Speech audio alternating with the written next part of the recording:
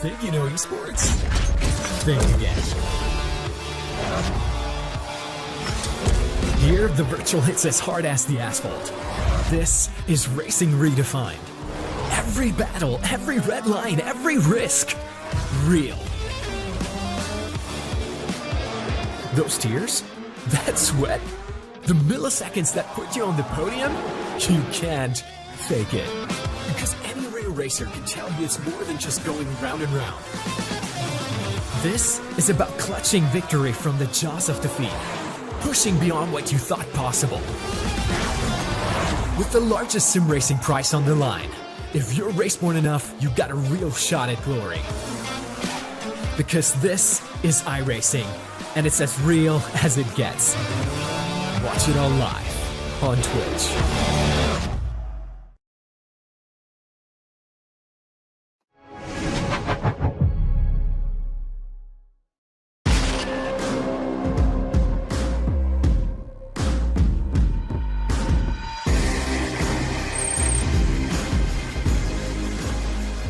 It is week 4 of the Porsche Tag Heuer Esports All-Stars here today, and we are coming to you from the virtual Sachsenring in Saxony, Germany. My name is Paul Smith, and joining me as always is Arjuna Kankapati. And Arjuna, we've got a mid-season tournament coming up for the PESC drivers later, but right now these All-Stars, we've got a few special guests, we've got things mixing up. Looks to be a good fun race. That format is something new, right, that we saw last year. Excited to see it return for 2025. But I think with these All-Stars, a new track and one where passing is going to be at a premium. And we head off with this Porsche Cup car poll for just the first time this year, and for what is the first of 2 consecutive rounds in one of the most difficult cars in the Porsche ladder. Yeah, absolutely. No traction control, no ABS for these drivers, so it's going to be a real challenge for them to take us around this roller coaster of a track here. Here's the details of the session for the All-Stars. They all run the same setup. We've got a 10-minute qualifying session which is going on right now. The sprint race, 15 minutes, then the results from that sprint race are inverted to form our grid for the main race, which will be 20 minutes. So that's how things are going to be here today. And so far this season, Arjuna, I think that the All-Stars have given us some tremendous racing, and we'll see some more here at the Sachsenring. Absolutely. We are in the east of Germany, around what is a historic track, but one that maybe some of our drivers haven't seen too much racing around. We've got a total of around 83 meters of elevation change, and you'll see that back half or so of the track, there's a big fall, 35 meters, and that's one of the most characteristic points on the track. It's one where you see the intricacies of the opening sector, though. I think, Paul, we're going to be in for a lot of chaos with our All-Stars, kind of a prelude to what we're in with the Supercup and our mid-season tournament. And with us having not just the usual All-Stars, but a few guests as well, it's worth reminding everyone that fixed setups, well, I mentioned that, didn't I? It means that every car has got the exact same setup applied to it. So they're all driving equal machinery here in these 2 races to start off the show. And it gives these drivers a great opportunity to fight against, well, we've got some real-world drivers taking part, factory drivers. We've got 3 Porsche factory drivers joining us today, Bastian Buse alongside Lauren Heinrich and Matt Campbell. Excited to talk to them as well through the course of the day. But Paul, I want to touch on something you've just highlighted, right? Fixed setups. There are our 3 Porsche factory drivers, by the way. Fixed setups is such a unique thing in the world of sim racing, right? Because while in the Porsche Supercup in the real world, all the cars effectively roll off the factory identically, there's always nuances. No car in the real world is identical, but in the sim, especially in the Supercup, the Esports Supercup that we'll get to, we'll get 30 identical machines. Small differences in setups, yes, something that these drivers in the All-Stars don't have the luxury of being able to dial in, because, Paul, in a car like this, the small changes that you can make have big impacts. Certainly do, yes, and these drivers will be facing that big challenge here around this venue. As I say, real roller coaster around here. It's going to be quite a challenge to make overtakes around as well. Well, qualifying for the opening race is all but in the bag. So let us take you through in just a few moments' time the starting grid for this race. And well, it is going to be on pole position. I do believe it's going to be one of our factory drivers, is it? Well, we'll have to wait and see until it actually comes up on screen. Yes, it is. It's Lauren Heinrich alongside Bastian Boost and all factory front row. Connor Brown and Matt Campbell joining us on row number 2 with Pablo Vicente and Casey Kerwin on row number 3. The fourth row of the grid is the Purple Lopez and Emery with Stradi and Storm Molina, Basie Colley and Quirk sharing row number 6. Seventh row of Kenny 500 and Samside with Grizzle and Love 46 sharing the back row of the grid. It's worth pointing out 3 factory drivers joining us. They're in the front 2 rows of the grid. Arjuna, we got told that all the All-Stars were going to gang up on them. They've not done a good job of that, have they? No, you can see the Porsche Works livery, if you will, at the front. Slightly different colors across of all 3 of them as well. The green for Lauren Heinrich, of course, racing Rexy out there in IMSA.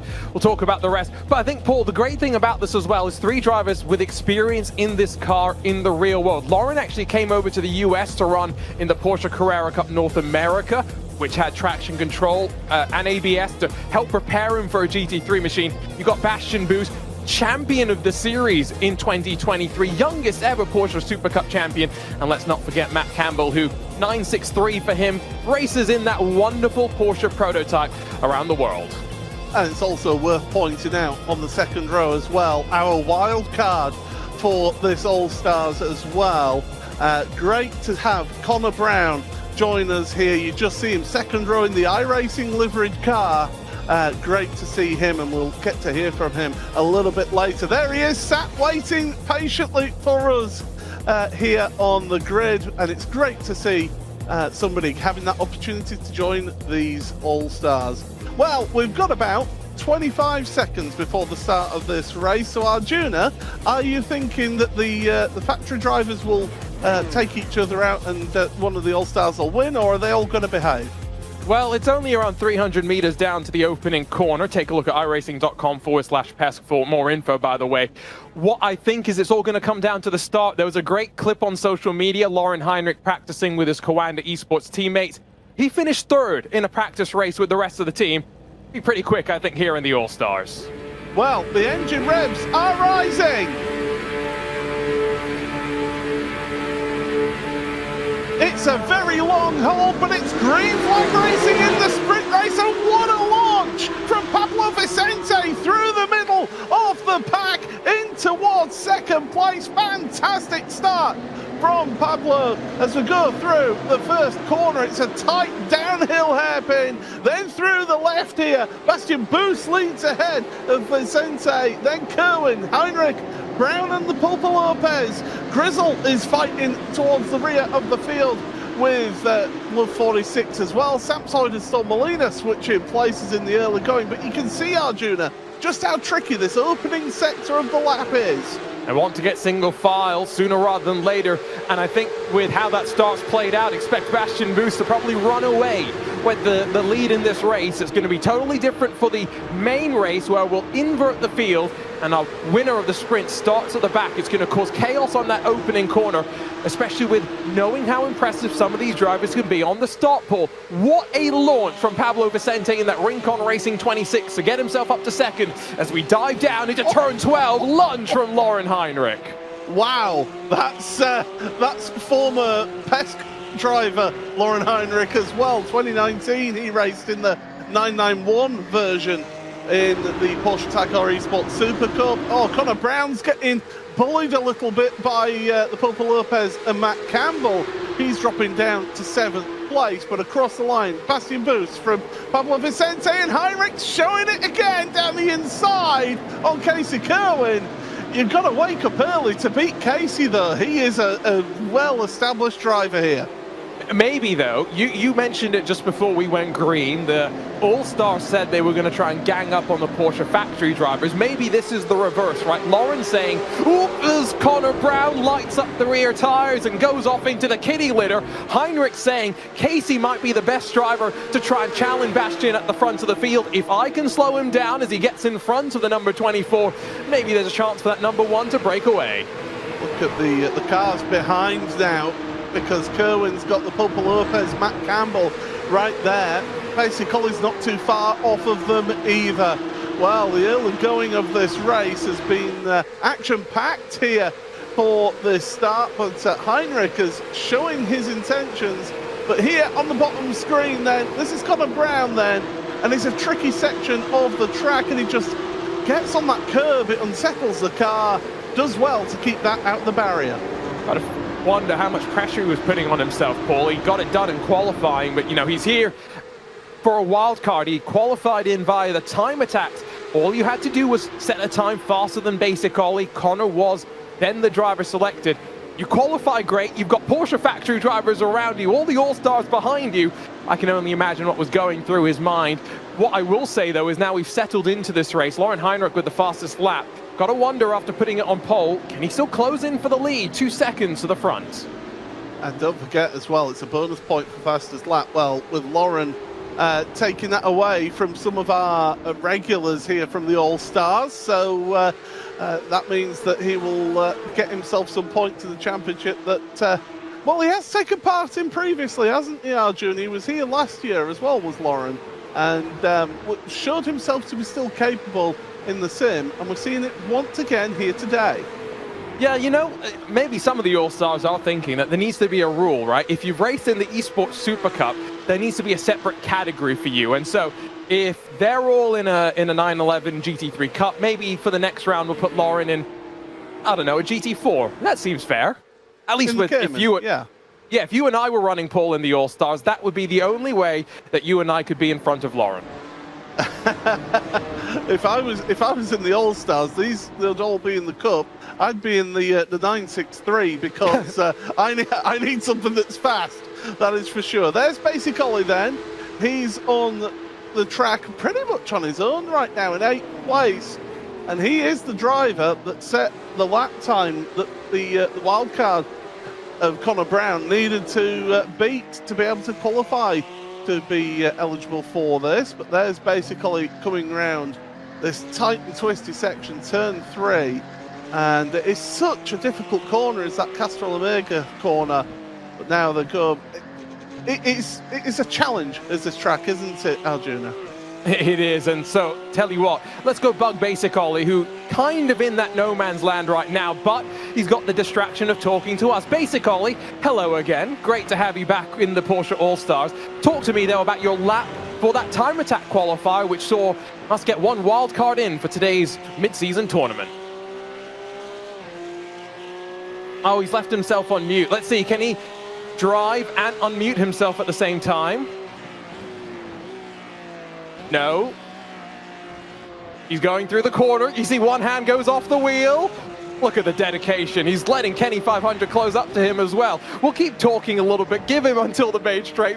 Poor guy. He's going absolutely red right now. Hello. There we go. Hello, Basic Ollie. How you doing? Oh, not stressed at all. Loving life. How are you boys? Oh, doing great. I can only imagine the stress, by the way. So talk to us. Lap for the time attack qualifier. How happy were you with what you were able to put together? Well, I was until I just saw my time just plummet to the bottom. What's that all about? Hey, I thought I did all right. And then chat think I'm washed, and that's not helped the cause. Everyone, I'm definitely washed after that. It was good fun, but yeah, there's a lot of quick people on this sim, isn't there? Crikey. Absolutely. And so then tell me, how did it feel to drive past Connor when he slightly lit up the rear tires? I can only imagine the pressure he was feeling going into this race, because he did great in qualifying. Yeah, he did good. Like, his time on the time attack was good. He did well in quali, but yeah, I feel like sometimes the pressure can just get to you, and losing that rear. I mean, it's a really tricky combo. This is a really tough circuit.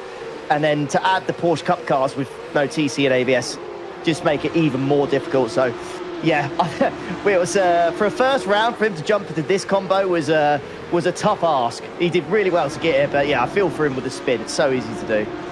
So let's talk about car track, and because it's 2 consecutive rounds in this Porsche Cup car, first time for us in the Porsche All-Stars here at Sachsenring, and also a first next time when we go off to Thruxton. How much practice have you been doing as you feel the pressure from behind? I've done a fair whack, because obviously I did the wild cards. I set the timer for the first round, so I've done more practice than I normally do. And to be honest with you, it's not showing. I'm dropping off, and they're all sneaking up on me. So I've done a lot of practice, but I have said, like in the previous races, this car is just not for me. So yeah, but I'm doing my best. I'll try and hold on for this. That's for sure.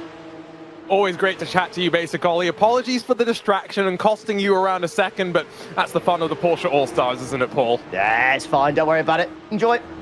Professional streamer, Basic Ollie right there. Couldn't unmute his microphone. As we go along, Lauren Heinrich has got himself up into second place. He's been able to get ahead of Pablo Vicente here, and he is pulling away from Pablo there. So the 2 Porsche factory drivers are pretty much safe from telling off from the bosses, but Matt Campbell is under a bit of pressure here because he's letting some of our All-Stars beat him.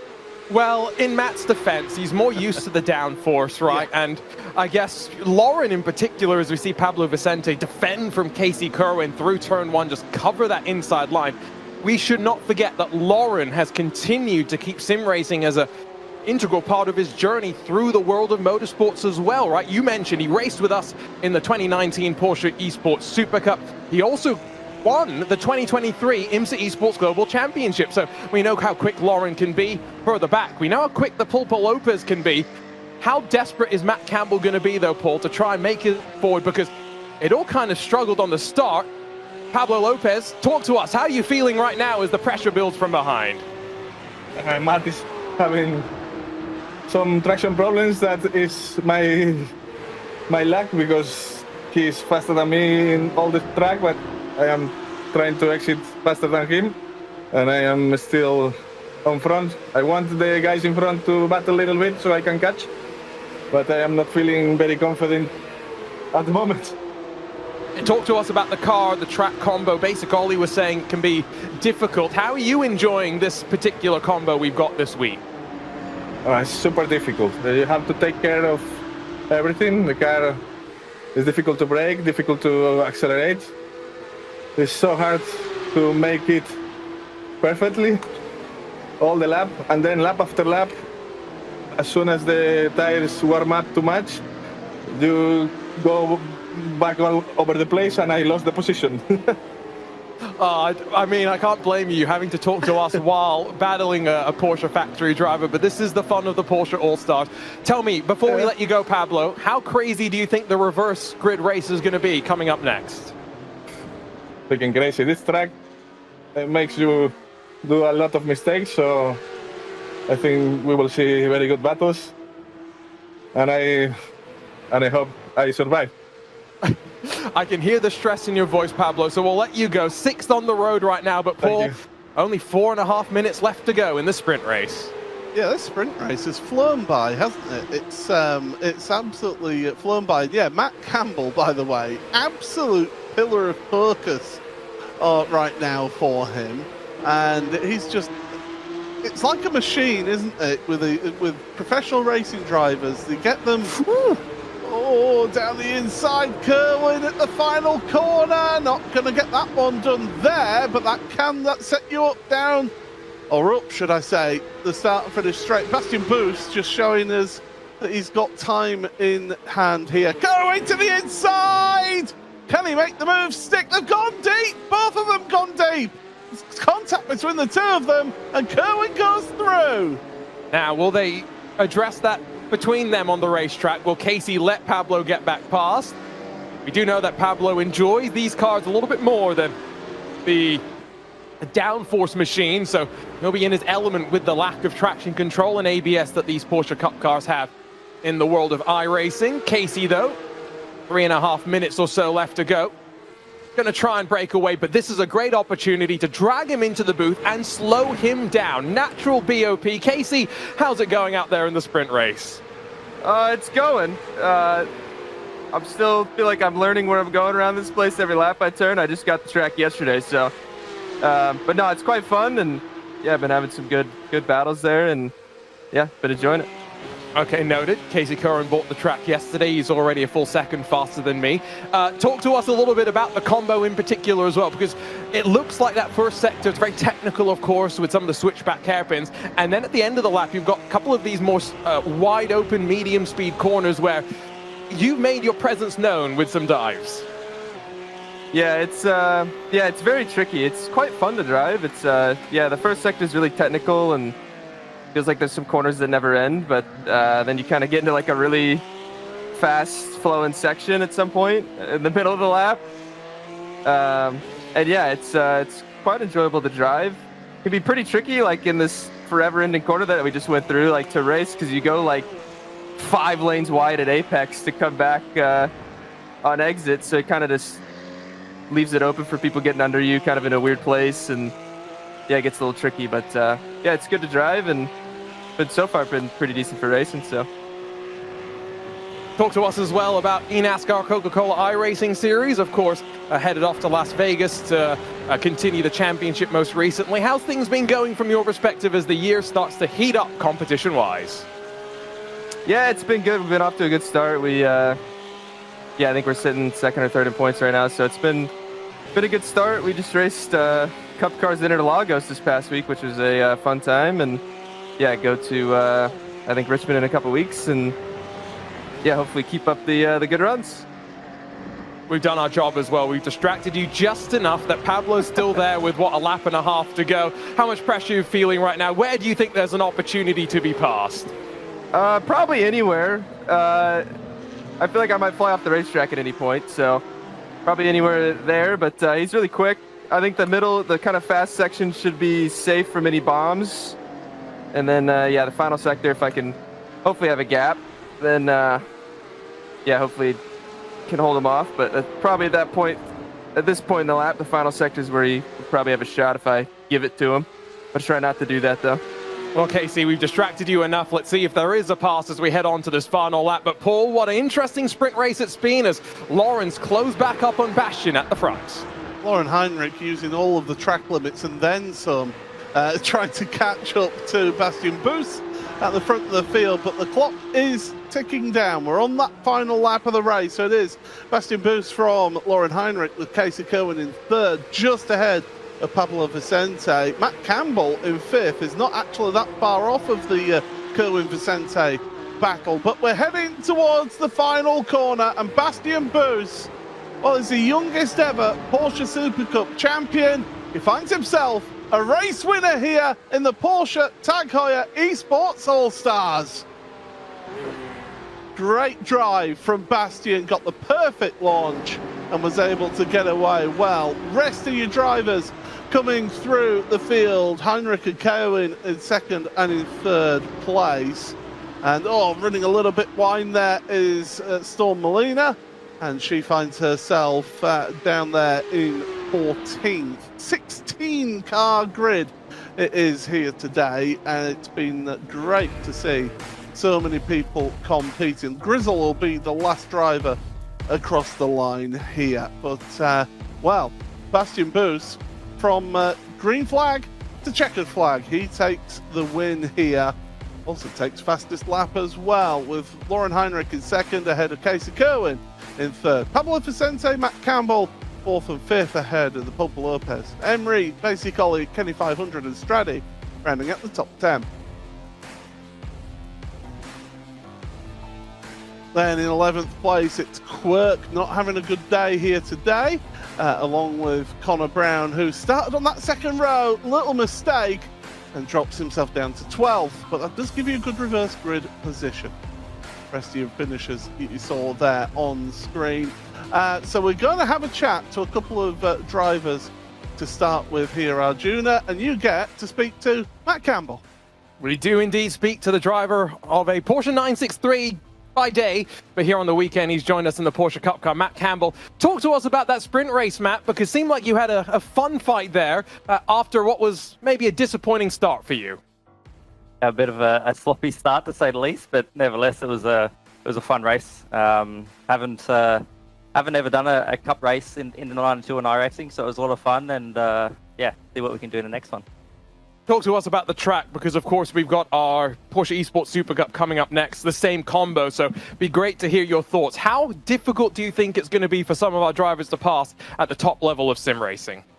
Yeah, I mean, first of all, it's a very technical circuit. You know, very hard to be consistent and put a lap together and make no mistakes. And for sure, later on in their race, you know, a lot more laps, hard on the tire, and you know, trying to make no mistakes. So for sure, it'll be really challenging. Been a busy start to the year for you. Of course, Daytona is its own little festival of speed. You just returned from Qatar. You've got Sebring 12 Hours coming up next. How much are you enjoying the start to 2025? Yeah, I mean, like you say, it's been a busy start to the year for sure. But nevertheless, it's been quite a good start. And, you know, like you say, off to Sebring next week. So we had a really successful test there in the middle of Feb. So looking forward to the event, and hopefully we can have a good run and really get this championship going. Thanks for coming to chat to us, Matt. Best of luck in the main race, and hoping we see you back in the All-Stars sometime soon. Well, I'm going to take over right now, Arjuna, because I am delighted to say that finally a fellow Northerner joins me in the commentary booth here. Connor Brown from St. Helens, home of the Saints. Welcome along to the All-Stars. How are you doing? You all right? Yeah, I didn't know you were so far north. Well, this is a bit different to your day job of being a primary school teacher, isn't it? Yeah, a little bit. So not quite. What's the word I'm looking for? More pressure, more intense, if you know what I mean. Well, I mean, you did a great job to split some of the Porsche Works drivers of all people in qualifying. Just one little mistake, though, wasn't it, through that opening race? Yeah, a bit of an experience with this car, I think. I'm more a GT4 guy than one of these, but yeah, to be up there with them with quality, it's really cool. It really is. Just a shame I've got my too heavy right foot. Well, I mean, with the full inverted grid here, though, you've got a tremendous opportunity to make amends now. I mean, how much practice did you put in for the wildcard times? Yeah, how much did you put in to really try and nail that time? Not as much as I probably should have done. The only reason I did it really was a mate of mine challenged me to beat his time. He ended up beating me, so he got the last lap. But yeah, that was the main reason I did it. And when I got drawn out the raffle, it was great, really good. I mean, Connor, if you've got the last laugh here because you're here in the commentary booth and racing against Porsche Works drivers, your mate isn't. I will clip that up and I will send that to him straight away. But looking forward to this next race, though. The pressure's off, really. You can have some fun here in this next race. Yeah, just try and get to the front, obviously. And then from there, drive away. That would be the ideal race. To be honest, it's not the win that I'm after. I just want to have some fun, have some fighting. It'd be good. Very good. And just finally then, how is it to be there with Porsche Works drivers, factory drivers there? It's not something you do every day, is it? Put it like that. It's a great opportunity. It really is. And I can't thank you enough for it. It's really good. Well, make the Saints and St. Helens proud and have a good race. Absolutely. Thank you very much. There we go then. Connor Brown, our wildcard entry, joining us here at Arjuna. And it's good to hear that, there you go, gets challenged by a friend and ends up on the grid. And I think the best part was that he wasn't putting too much pressure on himself, right? That's the thing I was wondering about. How much would the people watching, the factory drivers in front, the all-stars behind, be weighed down with, I need to be in the fight? No, he's here to have some fun. And that's the most important thing, Paul, because let's be honest, sometimes we all take sim racing a little bit too seriously. We'll leave that to the Supercup drivers. You and I will have our fun. Oh, absolutely. I mean, you've been an all-star in this. I've been an all-star in off-road. It's all about having fun out there and having a good time, and certainly these drivers having a great time. We have got another race coming up, a 20-minute main race coming up here. It should be an absolute cracker with an inverted grid. Oh, and that means Connor Brown starts fifth, Paul. Great start for him. Let's see how they'll line up. So it's Grizzle and Love 46 on the front row of the grid with Storm Molina and Sampsoid on row number 2. There's Connor Brown, our wild card. Alongside him is Quirk. Then on run number 4, Straddy and Kenny 500 with Basic Ollie and Emery looking for to move forward. The Papa Lopez and Matt Campbell on run number 6. 7th row of the grid for Pablo Vicente and Casey Kerwin. They'll continue their fight. Lauren Heinrich, Bastian Boos.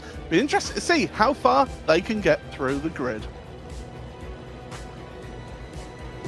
So, we're getting ourselves prepped and ready for the start of this race. And look at that grid, and look at the back of the grid as well. Some heavy hitters towards the rear are going to have to try and work their way through this field. It is the main race of the Porsche Tag Heuer Esports All-Stars.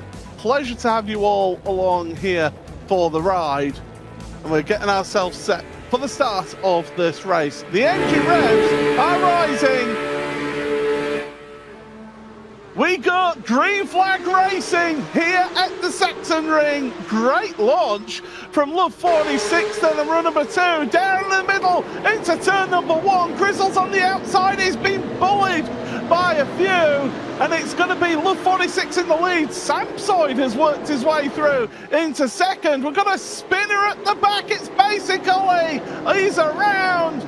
Oh my goodness, after being all on his own for part of the race in the sprint race, he's now all on his own at the back. And already Lauren Heinrich has up to 10th position, 5 spots gained. Decent start, but through this opening sector, he's been aggressive, he's been physical. They've been 3 wide further behind. It's all though as that pressure builds and starts to leave a gap at the front. Can David Samsoid break away as Love 46, Grizzle and Quirkle battle for 2nd, 3rd and 4th position? And then Storm Molina, in what is one of the best liveries on the grid, holds on to 5th. I was about to say, my favourite livery on the grid, Storm Molina's. Absolutely fantastic. Plunge downhill through turn 11 into turn 12. Trying to get themselves sorted into some sort of order. This move's been made by Heinrich. He's up to 5th. Absolutely sensational. He's forcing Storm Molina wide, and to Belle's credit, she is fighting this one. She doesn't want to give it up. Oh, no. Paul. I've done it again, Arjuna. Right, Paul out of the commentary booth. No, you're not allowed to talk about anyone. That's twice this season the commentator's curse has come down. But my goodness, Bastian Boos with an incredible send to the inside on Emily Jones.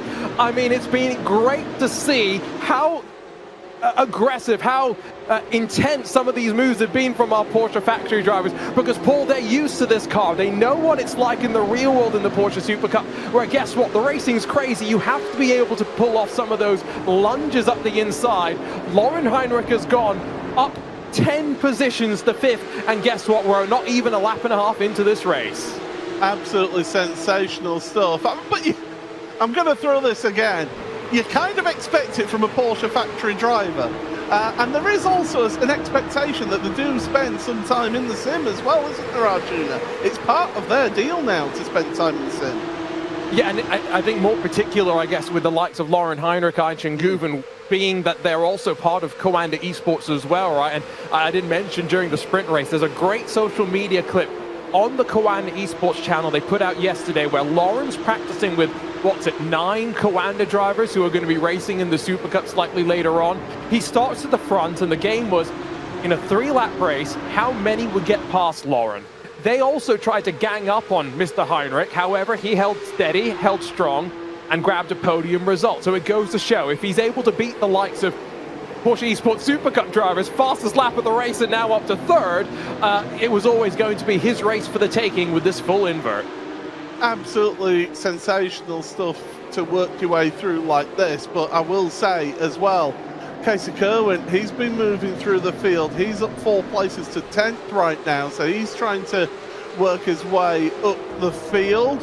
As now we get to see, look at that, oh, Bastian Boos trying his best to cut back on the inside. Oh, Grizzle, great car control from Grizzle, but it's not the fastest way around the track, is it, to have the back end hanging out? He had another little wiggle as they came off the corner as well. So even though the tires might be up to temperature, he's clearly struggling with the fixed setup they've all got to deal with. Bastian Boos up the inside. Stratty's going to try and follow him through as they come over the top of the crest and now down 40-odd meters of a plunge. It's a real drop as well. Oh, there's another shove to the inside as Emily Jones avoids a lunge from Pablo Lopez. I mean, Paul, they were thinking about 3 wide once again. Oh, why not? Let's have 3 wide. Why not, indeed? Emily Jones to the inside, gets herself up a position then, up into 7th place for the Australian. Up 3 places is Emily right now. Quirk and Love 46, they've just switched positions. We're going 3 wide almost towards the mid-pack here. Casey Kerwin trying to work his way through. Where do you look? Where do you look in all of this, Arjuna? Well, for a moment, let's turn our attention to the bottom, and this start from Lauren Heinrich.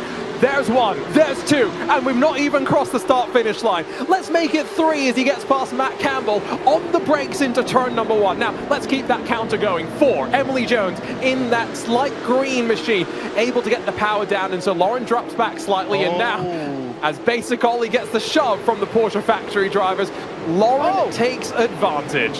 And on the live pictures, Grizzle going off into the barriers. So as we keep on watching that replay of Lauren Heinrich, he was on an absolute mission. And in fact, the driver that we're looking at the replay is now your race leader overall. 0.8 of a second over Samsoid here. Been a sensational start and a sensational race so far.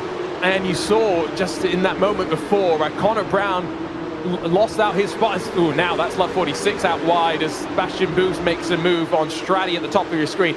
But when Lauren was aggressive with his moves, Bastian wasn't able to follow, and it cost him a couple of car lengths here and there. Lauren just, I mean, it worked out perfectly for him, Paul. This is like when you're driving against AI and they're turned down to like 10% of what their skill is, except they're all driving pretty quickly, let's not forget. We've got some really quick drivers. Lauren just on a different level to lead 6 minutes into the race. Oh, Bastian Boost! Bang! Quarter panel around goes Straddy. No, it's not Straddy, sorry. It's the 920 of Quirk. I'm not used to not seeing Quirk's face all over his car, let's be honest. So Quirk gets turned, and Bastian Boost, ever the professional, says, I will speak in the steward's room afterwards. I think that's the 2nd, 3rd, maybe 4th bit of contact that Bastian's made. Don't know if he's looking to make too many friends out there, but again, this is the nature of the racing at a circuit like this. It's what makes it so electric, so exciting, as once again, dive down. Careful of track limits on that left side. I know it's a short race, but given how much contact we're seeing, you might run afoul of the incident limit. Campbell throws it up the inside of the Pulpa Lopez, who can't really do much about it, up to the final corner. Oh, there's a dive as well from Pablo Vicente on Kenny 500, making a move there. So we're going to go 3 wide over the start and finish straight. Love 46, Emery and Casey Kerwin all together into turn number 1. Love 46 late onto the brakes, too late, goes far too deep. And Emery, Casey Kerwin, Matt Campbell all go through. Nice little sequence there as Campbell rear end almost comes around on him as they come through this opening sector, and you can see the contact being made as Quirk rides the rear bumper of the 46 machine. There's a big smile on the face of Lubio Oskarskaya right now, but I think, Paul, what we are seeing is what we're in for in the Super Cup as well. This sort of close quarters combat between the drivers where everyone's going for moves that results in a little bit of contact. And don't forget, we are a mid-season tournament for the Porsche Tag Heuer Esports Super Cup, so we've got a different way of racing coming up for you in just over 22 minutes time. Well, Love 46 is getting a bit bullied out there, and Arjuna, you've got her. Talk to us about the last couple of corners, Lubiov. It's been an interesting sequence on this lap, hasn't it been? Yeah, I'm struggling a little bit on this track. This is my first race here at Sachsenring, but I quite enjoy this racing here because the fights are really fun. I mean, it's the first race in the Porsche Cup car this season as well. Next week, or next time we're racing, we'll be at Thruxton with this car as well. I think we've picked some pretty good tracks for this car. It really requires the drivers to get the most out of it, right? Yeah, that's right. This is one of the hardest combo which I tried was the Porsche Cup car. You're locked in an interesting battle right now. How much are you trying to defend? How are your lines changing with the people behind you? You know, to be honest, I'm just trying to keep the car on the track, so that's a first race for me, and I'm trying to do my best here. Quirk, you're the one behind Love 46 right now. Oh, as your hands snapped all the way to the right. How's things going for you, Quirk, here today? Well, and he's left himself on mute as well. First it was Basic Ollie, now it's Quirk. I mean, Lubiov, I'm sorry, all these streamers forgetting how to stream. All good. Well, I think Quirk's locked in a battle, so I don't know if we're going to be able to get him to unmute, unfortunately. So, Paul, this all, as we reach around the halfway mark of this race, it's been a quite remarkable battle in this mid-pack. It certainly has been, and as Lauren Heinrich just puts in the fastest lap casually. Yeah, Quirk, two professional streamers here don't know how to unmute, but yeah, this has been fantastic to watch, and down the inside, the Pulpo Lopez on, that's going to be on Kenny 500 then. They're making the move into turn one, and Paul, Love 46, a bit of the cork in the bottle, but how many of our drivers have literally, of the All-Stars, just bought this track this week as a concertina effect, and Kenny 500 gets back past the Pulpo Lopez? Paul, I did not buy this track this week. I bought it the day before we last commentated on this track, which was during the road to the Porsche Esports Supercup. So again, it's just one of those tracks that we don't necessarily have too much experience at. Pablo, who joins us now, talk to us, Pablo. How much experience do you have at the Sachsenring? Experience with what, mate? With car, I have a lot of experience, but this track, I never raced before. It's very hard to overtake, as you can see. It's impossible to overtake. We are fighting. I mean, tomorrow. You've answered the question perfectly. Tell me, when you say it's hard to pass, you're in this battle just on the edge of the top 10 right now. How are your tires feeling? We've only had 10 minutes of racing, but you guys have been all over each other. Well, I don't understand exactly what you ask. Sorry, about tires, so I don't understand. Don't worry. I ask you a different question. We're in this Cup car. You've said before that you don't like the 963. Are you enjoying being in this Cup car? I enjoy this car a lot. That's true, but the track is really difficult. I know you're focused on the race, so I'll let you be, Pablo. We'll talk to you in a couple of weeks' time when we head off to Thruxton, once again with this Porsche Cup car. Paul, thank you, yes. Paul, you can tell how much they're focused.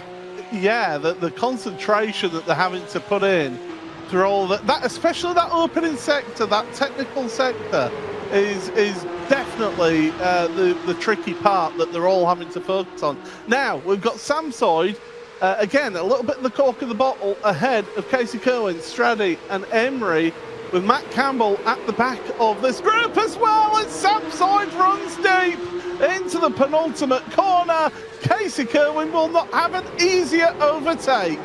This is all for third, the final step on the podium. And as much as we have those Porsche factory drivers here, Paul, don't forget, for the rest of our All-Stars, there is still the championship to be thinking about. That Tag Heuer connected watch that they're all wanting to try and grab. And so these are valuable points up for grabs right now.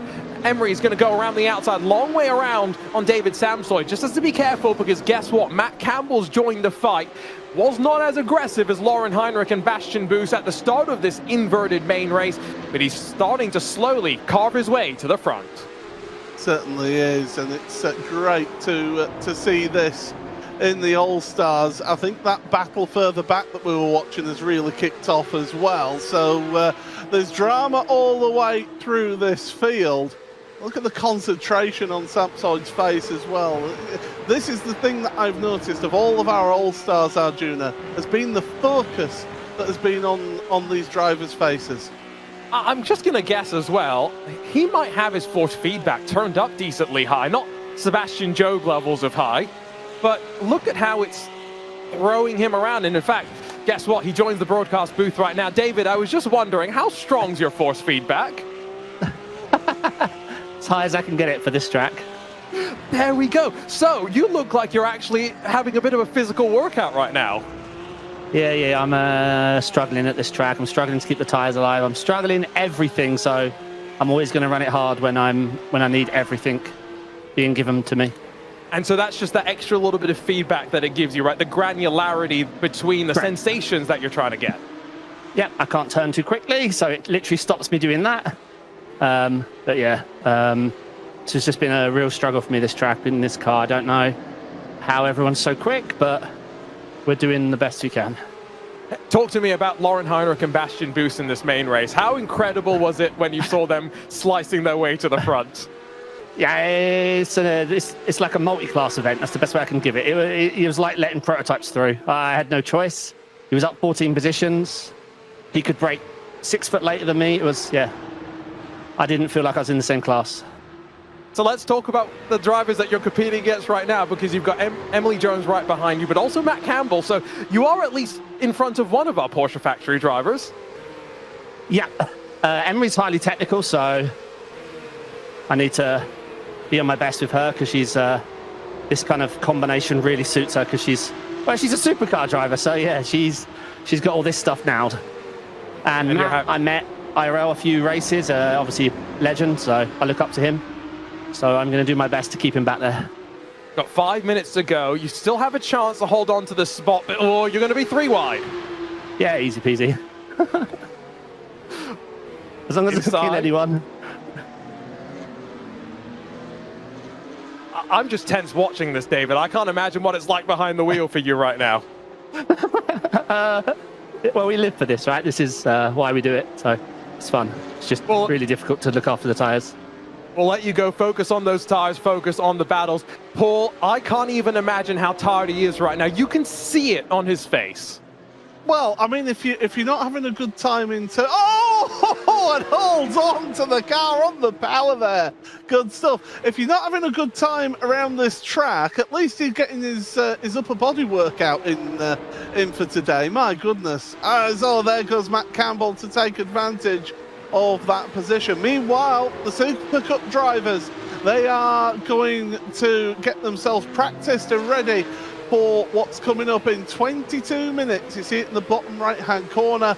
And remember, it is a mid-season tournament. There's Cooper Webster, your Supercup leader in the championship, out there getting that last-minute practice in before he starts. Stick around, because in 22 minutes, we have got the Supercup coming up, but we've got 3 minutes, 20 remaining of this All-Stars race. Lauren Heinrich leading by 5.9 seconds. Just ticked over to 6 seconds there momentarily over Bastian Buus, with Casey Kerwin a lonely 3rd place back. And then Straddy ahead of Matt Campbell now. This battle that you're seeing on the screen. Campbell, Emery and David Sampsoid. Wow, what a race we've had in this second race, Arjuna. It's been fun, and I think the best part about it has been, in my opinion, the masterclass from Lauren Heinrich. Don't forget iRacing.com/pest to learn more information. But I think something I'm really looking forward to, Paul, in our mid-season tournament is the fact that Lauren Heinrich is going to be sticking around with us in the broadcast booth. So all this experience that he's gained on the track, he's going to be able to bring to us in the booth.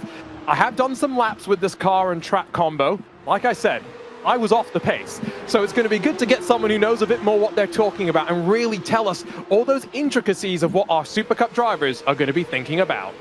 As the drivers working their way through, there is our wild card, Connor Brown, and he currently finds himself in 10th place. It's been a baptism of fire, I think it's safe to say, Arjuna, but what an opportunity it has been for Connor. It's been great to see. I had a friend of mine message me actually and go, do you have any influence in how this picking process works? And I go, my friend, first you got to be faster than the time. But it's just nice, right? Because we often talk about how high level these All-Stars can be. And I think that's what we've seen here, right? Connor's very capable, very technical behind the wheel. Great in qualifying. But then when that race got underway, he's, like he said, inexperience in the car in the series kind of showed a little bit. Now, the only fortunate thing, Paul, is that we didn't talk to him during the race. So next time we do this, I'm just saying, we need our wild cards to get the full All-Star experience, which includes me in their ear mid-race. Yeah, that would be... to be fair, I mean, we've had that experience of having the commentator in their ear when we've taken part in All-Star events. So to be fair, I think with this being the first time we're having a wild card, I think it's only right that we give Connor that opportunity. You're just being nice because he's from the north as well, okay? Well, I'm a nice guy. What can I say? And to be fair to him, look at how he's kept Quirk honest here in this race as well. He's putting him under pressure. No, it's been good to see. And again, I hope he's having fun. That was the best thing that I heard from him in that chat that you had with him, Paul. He's here to have some fun, which is what the All-Stars is about, what sim racing needs to be more about as well. And of course, hailing from St. Helens, home of the St. Helens Rugby League team, multiple-time world champions are St. Helens, so he's representing that team and that town very, very well indeed here today. We are on the last lap of this All-Stars main race here, and it has been an absolutely thrilling race. But Lauren Heinrich, again, just look at it, just nice and calm, focused, and hitting his marks, hitting his apexes all the way through Arjuna. This has been a great display. Absolutely, and I'm looking forward to getting that insight from him as well. We know how quick he can be both in the real and the virtual world. Lauren Heinrich's put on a clinic in this main race. Well, he's competed in the Porsche Esports Supercup in 2019. He's competed here today in the All-Stars and is a race winner here in the main race at the Sachsenring. Brilliant job from Lauren Heinrich. Can even relax across the line. Bastian Booth will find himself in second place ahead of Casey Kerwin. Here's that fight with Quirk, and it's also Kenny 500 and Connor Brown involved in all of this. Connor, our wildcard driver, gonna finish this race in 10th place across the line. He goes ahead of Love 46, Storm Molina, and Pablo Vicente as well. Let's not forget. So he's beaten some good drivers out there on track. Last of the cars have crossed the line, but Lauren Heinrich, what a drive it was from him, as we will find ourselves into the Loctite post-race show here momentarily. And, well, I've certainly enjoyed this All-Stars, and it bodes well for the Porsche Tag Heuer Esports Supercup that will be coming up in 17 minutes' time. So, the Sachsenring has given us some great entertainment. Casey Kerwin, the best of the full-time All-Stars drivers. We are into the Loctite post-race show now, and here is your race results then here for today. It is Lauren Heinrich who wins ahead of Bastian Booth in second place. Then Casey Kerwin third ahead of Straddy. Matt Campbell finds himself in fifth place. That's a gain of 7 places for Matt ahead of Emery. Sam Soyd, Kenny 500 Quirk, and our wildcard entrant, Connor Brown, in 10th place. In 11th, Blood 46 with Storm Molina and Pablo Vicente, the last of the drivers to finish. The Popo Lopez, Grizzle, and Basic Ollie all did not finish that race. So there we go. That is the results from this All-Stars main race here today, and it's certainly been an absolutely thrilling, entertaining, sensational round of the All-Stars. And, well, you won't have too long to wait, because in a few weeks' time, March the 29th, we will get our next round of the All-Stars at Thruxton, which is going to be the first time ever that we go there. Arjuna, well, he gets to speak to a few of our drivers. We've got all 3 of our Porsche Works drivers joining us now. Matt Campbell, let's start with you, because fully inverted race, that start looked crazy. Talk to us from your perspective. What went on lap number 1? Yeah, a lot of things went on lap 1. I mean, a lot of contact, so just tried to stay out of trouble. I think a few went off also on lap 1 and lap 2, so exciting race nevertheless, and was slowly coming back, but yeah, it was good fun. Looked like you got in a bit of a brawl in the mid-pack as well. Tires maybe hanging on by the end. Bastian, for you, closed on Lauren towards the very end of that race, but talk to me about that first lap from your perspective as well, because I kind of said it seemed like it was like you were playing a video game, you turn the AI down a little bit, and you do the last to first challenge. No, honestly, like, I knew if I should have the chance to stay in front of Lauren, I needed to get past in lap 1, so I tried, like, whatever he did, I tried to do the opposite, and it kind of worked like for the first half lap, and then I lost it a bit. So yeah, but it's super fun. Like coming from the back and going forward is, I think it's a challenge you don't want to face in real life because then you messed up in quali. But when you have it, it's good racing all the way through. Well, and for you, Lauren, I mean, you're going to be joining us for the broadcast of the Supercup, so I hope you learned a couple of things out there. But that was a bit of cheating. You used to race in the Porsche Esports Supercup, now you're here in the All-Stars. I mean, you had an unfair advantage over everyone else. Yeah, I think I got a bit rusty, to be honest. I mean, yes, I did participate in the first season of the Porsche Esports Supercup, but I prefer to be here. I mean, in the Porsche Esports Supercup, I would get eaten up, so... Yeah, it was fun. I mean, starting from the back, I had a good start. I tried to keep it clean, have some nice fights, and yeah, it was a cool evening. And finally, this race, the start worked a bit better than in the first one. So yeah, it was a good race. And before we let you guys go, I want to ask you as well, because Sachsenring, it was the first time we headed here in the Porsche Esports Supercup. A couple of weeks from now, we're going to Thruxton for the first time as well. Have any of you guys had any experience there in the real world? No, not really. I know the cup cars in the British Heuer Cup are flying quite high over the curbs, but I've only seen the pictures, so never experienced it. There we go. Thanks, guys. Really appreciate your time over the weekend. Looking forward to watching you out there in the full metal world in 2025. Well, there we go. That's the Works drivers joining us here. We also have Connor Brown back with us, our wildcard entrant. And Connor, if you're up, there we go. We've got the microphone down. I mean, how was that for you? How was that experience as a whole? That was an intense one. That was just get shuffled out from the start, and then you just on the back foot the whole race. That was still a lot of fun though. It's good racing. And that's the main thing, that you've been able to have fun here. You know, with this track, we heard from the rest of our All-Stars, how tricky, how difficult is this track to race around? You said you got pushed out there. Yeah, really, every corner seems to be like a bit of a one-line corner. You can tell it's definitely used for the bike, with everything being so long and so flowing.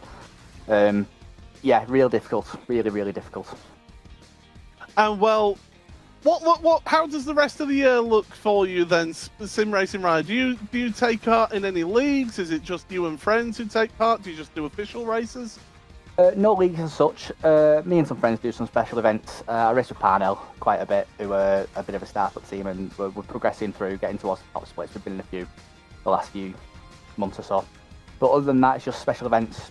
Yeah, no leagues to talk about as such, and officials. And, well, I mean, let's talk about special events. We've got Sebring coming up in a very short while. How are you guys looking for that? Are you looking forward to that 12-hour race? Yeah, a couple of weeks away now. Prep's going well. Fingers crossed, we're going to have 2 cars potentially pushing for that top split. That's the hope anyway.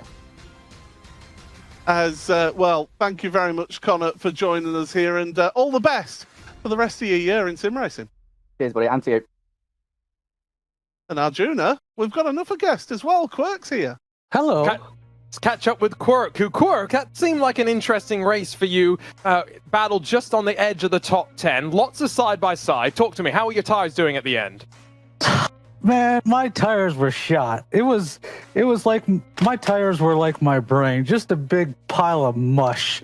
You know, there just wasn't a whole lot going on in the up here or in the tires. I was just that course is by far the hardest course I've ever had in all the years of doing PESC.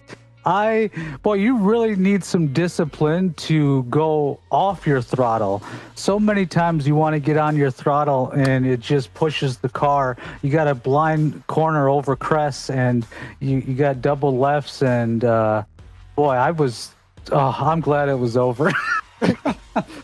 So sounds like you need to. The patience on the right foot was difficult. We've got Thruxton coming up next. Have you done any laps there at all? Oh yeah. No. You have the same thing there. Learn about the right foot patience, and you'll be all right, Quirk. Okay. All right. Sounds good. Thanks.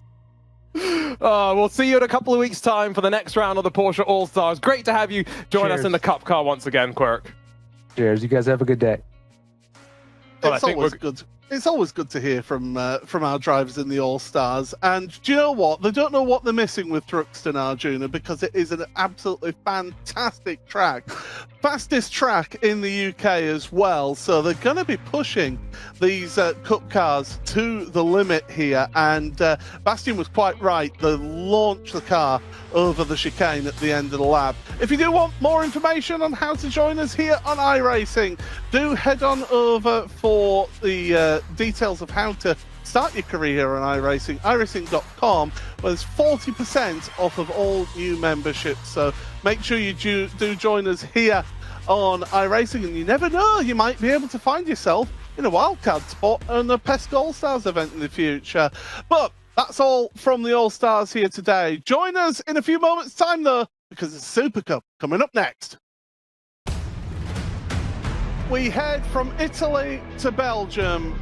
Week number 3 of the Porsche Tag Heuer Esports Supercup. Spa-Francorchamps promises to be even more of a thrill ride. Sanchez is squeezed onto the gravel. Contact ahead. Oh my goodness. Alejandro Sanchez is around. Cooper Webster is a sprint race winner. Look at the speed that they carry. Big accident for Vico. He's in the wall. Could this be Luke McEwen's opportunity? Oh, he will tag the back of Luke McEwen. Sebastian Jones, win number 18 in the main races here.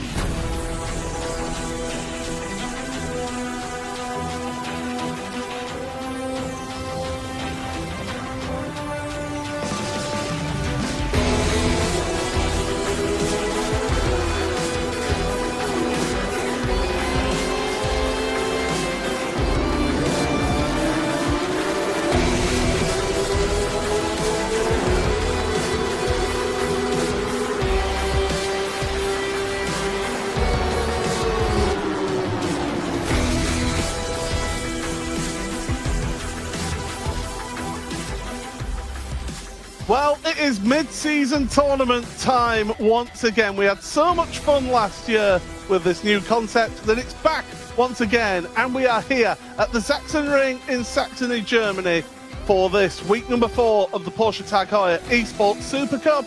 Paul Smith, Arjuna Kankapati, and joining us here today, Porsche factory driver Lauren Heinrich. And Arjuna, let's start with yourself. These PESC drivers have got quite the challenge coming up to them. It's a unique format, slightly reduced car count, some elimination jeopardy as well. But the thing that always strikes me the most, Paul, cash prizes up for grabs in this mid-season tournament. And you know what that means when these drivers get wheel-to-wheel out there on the road. And Lauren, you know, you've just taken part in the All-Stars. These races can be quite brutal in this Cup car, can't they? They will be. I mean, I just took part in the All-Star race, got my experience around the Sachsenring here virtually. I've done some races here in real life, but I can tell you this track is just as daunting and unforgiving as it is in real life here in iRacing. Yeah, it certainly is quite the challenge for all of our drivers here. We are at the midway point of the season, Arjuna, so is this where we start to establish who are the big main runners in this championship? I think we've already kind of been coming to our conclusions about that, given the form book, right? You know you can't win this championship by losing out, and so 3 rounds done, and 3 back-to-back rounds, Paul, that I think for some drivers, a relief to then get a couple of weeks of respite off. After this, a couple of weeks again before we go racing at Thruxton. The question for some is going to be an iRacing build coming up next week. Is there going to be any change for this Porsche Cup car? These drivers have got to get dialed in for in those final 3 rounds. And well, Lauren, you've just mentioned you've raced here in real life, you've raced here in the All-Stars. Talk us through this track. What is it, the unique challenges of this track? The start is super important because overtaking is just so difficult. You gotta line up your car perfectly, make the right decisions at the start and the first lap. But yeah, you see there's a lot of left-handers, only 2 right-handers I can count. So it's quite one-sided, I would say, and I think it's just unique. It's a motorcycle track usually, so you feel it's the corner radiuses are really long. You gotta play with the throttle and the brake pedal really well because you have a lot of weight transfer, which is super crucial on this track. Well, it's going to be a massive thing to see all the way through this event, that is for sure. As we then will look at who has got themselves onto pole position. The Tag Heuer pole position award winner is Jordan Caruso. So another pole position for Jordan here. That will be his third pole position in his career. And Arjuna, you've got our pole sitter. Jordan, congratulations on pole position, although I think this is probably the pole with maybe the least impact overall this season, given the nature of this mid-season tournament. Talk to us about your mindset going into this unique format. Yeah, thanks, guys. I mean, just got to keep it clean, hopefully make it through to the feature. I think I've got a couple of teammates in my heat, so, I mean, hopefully that helps out a little bit. But, yeah, a lot of relief after the quali lap. I was pretty happy with it. Yeah, just trying to bag some big points and, yeah, get back into the championship. I say it doesn't matter, but we know passing here is going to be difficult. How's the prep been going for you and the rest of the team? Yeah. Sorry, I just heard someone in my ear. It's been pretty full on, as always. Honestly, I was struggling. Like, today especially, I was in my head pretty bad because, yeah, I was struggling compared to my teammates, but turns out they were just all insane as well. So, yeah, a lot of pressure off my shoulders, but still a lot more to do. Thanks for the chat, Jordan. Best of luck in this mid-season tournament. No worries. Thanks. Well, let's have a look at how this tournament works then. So we've got 5 heat racers are going to be taking part. The first through to 5th place in qualifying will be starting on pole position in each of their heat races, and then you'll have the next through places work out that way. 3-lap races. I mean, Lauren, we're going to have small grids for these heat races, but they're going to be so intense, aren't they? I think so, and I think it also suits the nature of the track really well, because we're going to have a lot of race starts, a lot of first laps, you know, these close fights, cars side by side. So I'm really looking forward to this format, and I think it's just the right track for it. And Arjuna, if those that don't qualify from the heat races, they get one more opportunity to get in that feature race with the consolation. I mean, you and I, Paul, we've commentated on our fair share of this elimination jeopardy in the iRacing Rallycross World Championship back in the day. It's new to these drivers, though, and we did see some tension last year, but that was at Watkins Glen in what was more of an oval sort of a layout. I think here at the Sachsenring, we're in for a real treat. Well, we've got 6 cars on the grid, so let's look through that because it is Jordan Caruso and Kevin Nielsen sharing the front row of the grid. Julian Sun, and then on row number 2 alongside him is Beckham Jasiah. Luca Kita and Josh Thompson round out the 6 cars that will take part in this first heat race here today. And remember, it's all about getting yourself automatically qualified for that main race, and the winner from this race takes pole position in that main race. So it's crucial to get a result here in this one. Lauren, we saw you have an amazing start in the All-Stars in this car. What is the key to getting this Cup car off of the line well? You've got to adapt your clutch quite well to the track conditions, I found out. So I'm sure these drivers, they're all pros at doing that. So I'm quite excited who will have the best start. One thing which is quite unique on this track as well, pole sitter starts on the left. So yes, the pole is nice, but you still got to nail your start to keep it. So a lot of wins got lost there in real life as well. Well, Luca Kita is the driver who has ventured onto the grid first, Arjuna. One thing I'm just thinking about, Paul, as well, right? 6 enter, 2 move forward, but we've got 3 of the Coanda Alliance cars. So how are they going to work this start, right? I love what Lauren mentioned, that the pole sitter starts on the left. And so Jordan Caruso might actually be in a benefit here in this first heat race, if you will, because he's got those teammates to help play cover. Not going to be something I think we see every single race through the rest of the tournament.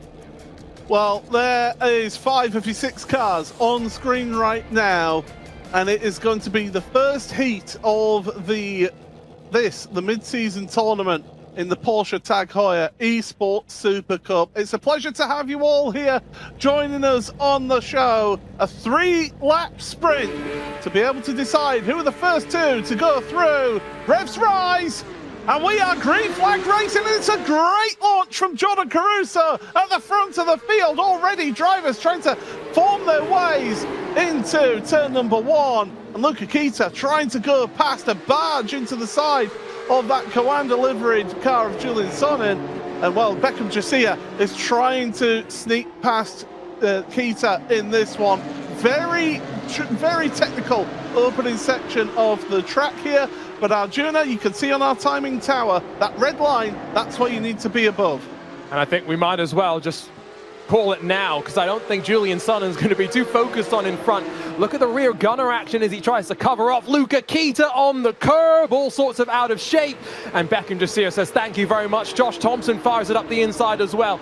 This is what I was saying. Sonnen's going to be the perfect teammate here, but maybe the consolation race is going to be where he's got to shift his focus to.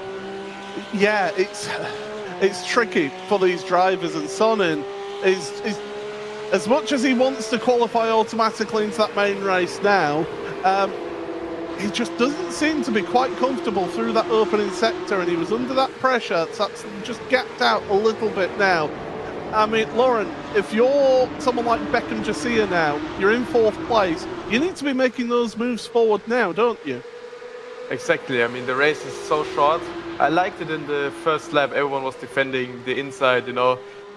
It looked just as real life. It was so cool to see. I really loved it. But yeah, I mean, only the top 2 advance, so there's nothing to lose really. You just gotta push hard now and fight whatever it takes.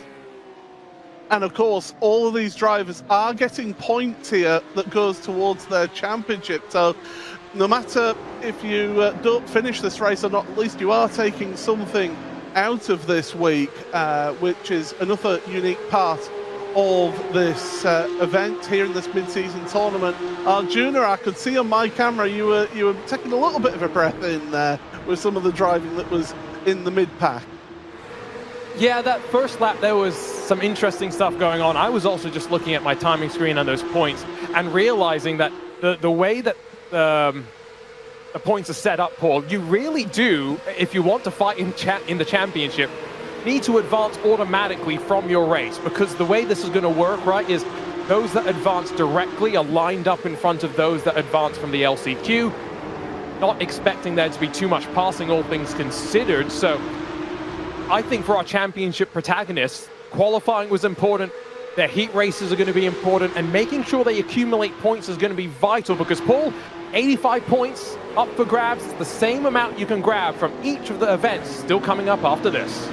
Yeah, absolutely. As there you see Luca Kita was out in the dirt then, and the German driver up over the curbs. Final lap of this opening race, Lauren, and really it's been a case of having to rely on somebody making a mistake. Yeah, exactly. I doubt there's going to be much more overtaking, as you said. If someone makes a mistake, of course, there's always a chance, but all of these guys, they're full-on pros. I mean, they know exactly what they're doing. I've raced against them myself, and it takes so much dedication to be at that level. I'm always amazed to see them drive. I have so much respect, especially now. You know, I did the All-Star race. I did some fun practice with the Quanda guys, and their level is incredible. And you see that here, P1, 2, 3. I mean, they did an amazing job. Well executed from the start throughout the last lap. Yeah, absolutely. So Jordan Caruso has led from the front of this field. He will go through to the main race in pole position.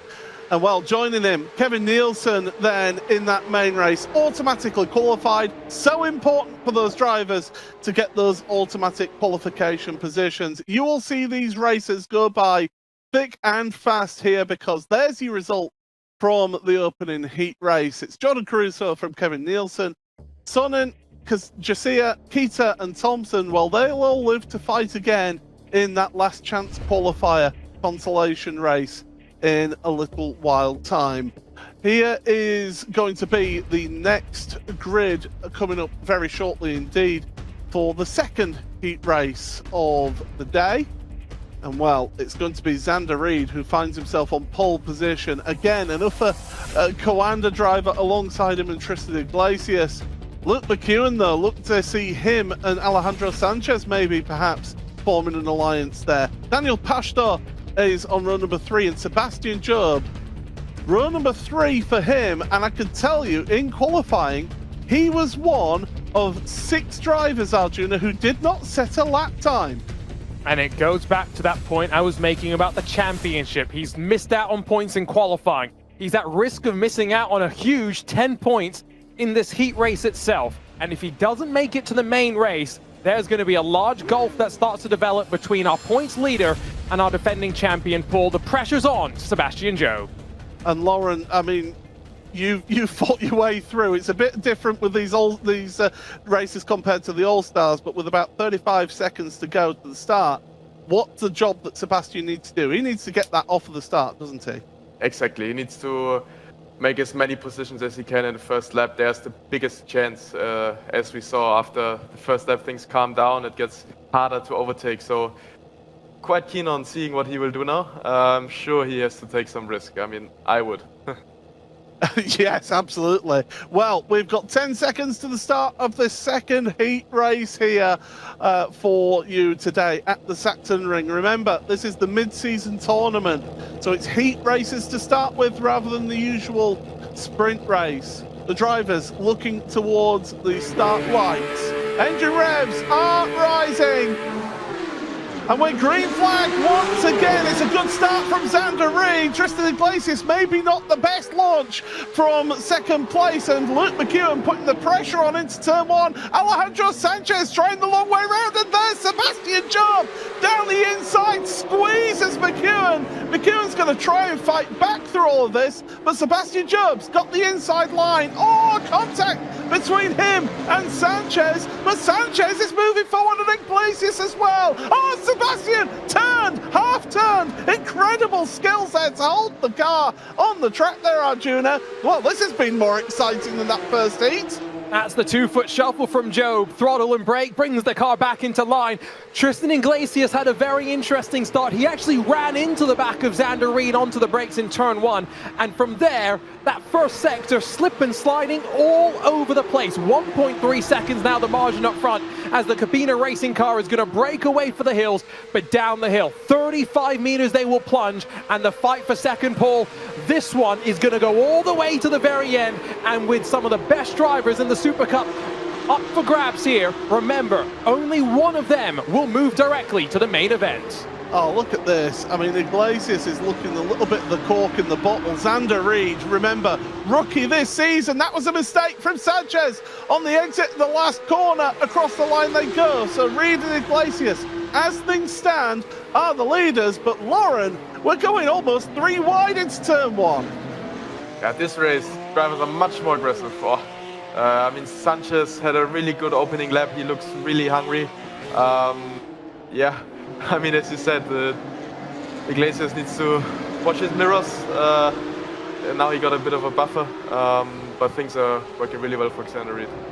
Well, Sebastian Jobe able to make his way through on Luke McEwen then through turn one, because McEwen was trying to make the move on Sanchez at turn number one, and it's not worked out for him. So Sebastian moving forward to 4. Arjuna, I mean, for those drivers finishing third down, it's all about your starting position in that consolation race. Yes, but I mean, just look at the names as well. That's what I was kind of alluding to earlier. Sanchez, Jobe, McEwen. That's 3 of the very best drivers in the series that might not advance to the main event. Penalty. And now Sebastian Jobe gets a slowdown penalty. The frustration on his face is evident, but Paul, I think this is emblematic of the start to the season that Jobe has had. Remember, Daytona was not all smooth for him. Daytona was very, very bumpy. And while we've discussed Jobe's mental growth over the last 4 or 5 years, how can he bounce back once again from another setback? Well, it's Reed from Iglesias. They've got a bit of a gap at the front here, so I think those two are going through and getting those final spots. But Lauren, I mean, you've been there, done it. You've got the T-shirt. How brutal are those slowdowns when you're fighting for such crucial positions? I mean, he went from 0 to 0. He had such a good first 2 laps.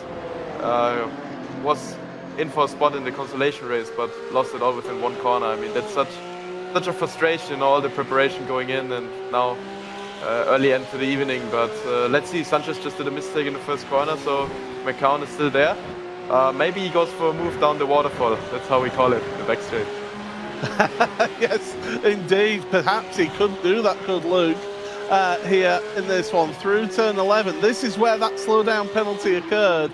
And then down, plunge downhill in towards that penultimate corner, and still absolutely neck and neck. I don't see any last-minute dive from McEwen on Sanchez here, but it's going to be Xander Reed, the rookie, getting a win here in the heat race. Heat number 2, race winner Xander Reed. Tristan Iglesias, he automatically transfers as well into the main race. The rest of them, well, they've got one more opportunity in that consolation race coming up in a little bit of time. Let's take you through your results then from heat number 2 of that race, and it is Xander Reed and Tristan Iglesias who automatically qualify for the main race. Then it's Alejandro Sanchez ahead of Luke McEwen, Daniel Pastor and Sebastian Job, the ones who then have to do the hard work and qualify once again. My goodness, we need to take a breath after that one. Fortunately, we do get a minute to take a breath. Now, Juna, you've got our race winners. We have Jordan Caruso, we have Xander Reed, with two slightly different stories, I guess, of the race that unfolded. Jordan, let's start with you. Talk us through the start, dropped the clutch quite nicely, and from there, seemed like you and your teammates controlled the rest of the heat. Yeah, there's so much pressure on those starts just because it determines so much. So yeah, a lot of pressure there, but yeah, managed to get a good start. I knew Kevin's starts from the test races are kind of insane, so I really wanted to get in front of him, which I did. And from there on, it's pretty hard to pass, so I just had to make sure I didn't make any big mistakes or get any slowdowns. That's 35 points to Jordan Caruso. Xander, let's talk about your race there, because I'm pretty sure into turn 1, you got a bit of a shove from your teammate behind, but then that kind of pushed you away from all the chaos that erupted. Yeah, it kind of worked out perfectly. Gave me some breathing room on the exit and just drove my own race and made it into the feature. It's exactly what you want to hear. Congratulations on advancing directly. Thanks. I know you've got a little bit of a wait now, but we'll see you in the main event later on. Yep. The two victorious heat winners, and like I said, Paul, slightly different stories, and there was contact between Xander Reed and his teammate Tristan Iglesias. Worked out for both of them in the end, though. Certainly did, and they were able to get the results there. We will get ourselves set for the next heat race in just a few moments. In fact, let's talk you through the grid, and it's the Team Indian Racing Festival driver of Mitchell de Jong who starts on the front row. Alongside him, Florian Lebigra, who, don't forget, won the opening sprint race of the season at Daytona. Diogo Pinto, former champion, on row number 2. Alongside him, Elliot Bayron, with Nicholas Mateo and Michael Janney rounding out the 3 rows. Lauren, you've been sat here with us watching these opening 2 heat races. There you see, we're at the midway point of these heat races now. What is your takeaway? What is your thoughts of these heat races so far? What are these drivers having to do? I think it's an interesting format. I mean, the biggest focus is obviously the qualifying. That is done. Now the drivers, they need to focus on executing these first laps. We often see some team plays, team dynamics, which I think is really interesting. Everyone wants to advance, and I think in the second heat race that we just saw at the start, it was quite tight, with contact between the teammates. So it's quite interesting how it plays out, and I think the evening so far is going quite well for Kwanda. And do you, Lauren, think that the racing is just going to get more intense as drivers realise this is their golden ticket to get into that main race? Yeah, I'm also sure that the drivers who still got their heat race to do, they are watching the previous heat races, so they try to learn what is possible, what works, what doesn't work, and then learn from it for their own heat race coming up. Well, we have got another heat race coming up here, Arjuna. It's Mitchell de Jong versus Florian Lebigra. That's quite an interesting battle that we're going to have off the start. First time that we don't have teammates on the front row together, right, as well. So if Mitchell doesn't get a good start and he can't cover the inside like Lauren's been calling out, what's going to happen if we're wheel to wheel off to the first corner? Let's get ready to rumble. The drivers are all set on the grid then. This is heat number 3 of this mid-season tournament in the Porsche Heuer Esports Supercup. The engine revs rise! And we go racing here then. Good launch from Mitchell de Jong. At the start, he cuts across and covers that inside line into turn number 1. Fanning out goes Mateo No, contact! That's contact! That's Florian Lebigra getting pushed down the order, and Elliot Veyron makes it through. So it's De Jong and Veyron, first and second place, and then it's the rest behind. Michael Jani, what a launch from him. He was at the back of the grid. He's now into third, Arjuna. And don't get confused, similar liveries, yes, but Elliot Veyron and Florian Lebiga race for very different teams. It is now once again the Coanda affiliated cars 1 and 2. If they can hold on to this pole come the checkered flag, they would have advanced 6 of their drivers into the main event already. Quite remarkable to think about. I also think as well, much like we had in heat number 1, let's see how much of a rear gunner action Michael Jani is going to play here with Diogo Pinto, Nicolas Matteo and Florian Lebiga stacked up behind. Yeah, I mean, the thing is, at the end of the day, this championship, yes, you have teams, and yes, you have teams affiliated together as well, but it is an individuals championship as, running wide there, Elliot Veyron then making a mistake through the penultimate corner. You've got to always remember there's that individual part of this championship, Lauren, haven't you? Because team orders are banned in the series. Exactly, yeah, I mean, it's just the same like in real life. Obviously some defending should be good. Yeah, just the same as in real life. Everyone fights for their own. I mean, the cars are the same. So it's just all about the driver, and I really like this dynamic. I think this format promotes a bit more just not team orders, I would say, but just working together in a smart way. So that's what I really like. Well, one driver who isn't liking this heat race is Nicolas Matteo. In the gravel and off the track, so I have a funny feeling, Arjuna, that he may have been assisted there. I think you can put 2 and 2 together and get to 4. I think that's probably a logical assumption. I also love, by the way, Lauren, I love some of the insight that you've been giving. It's not team orders that we're thinking about, right, in this championship so much, but it's the working together, right? The understanding that these drivers have long memories. They will remember stuff that happened back in 2019 when Lauren was racing in the championship as well. And so if you've done something to irritate another driver, that's going to come back to bite you later on down the road, right? So you want to make friends. Florian Lebiga are not making a friend of Nicolas Matteo as they battle out through the opening couple of corners.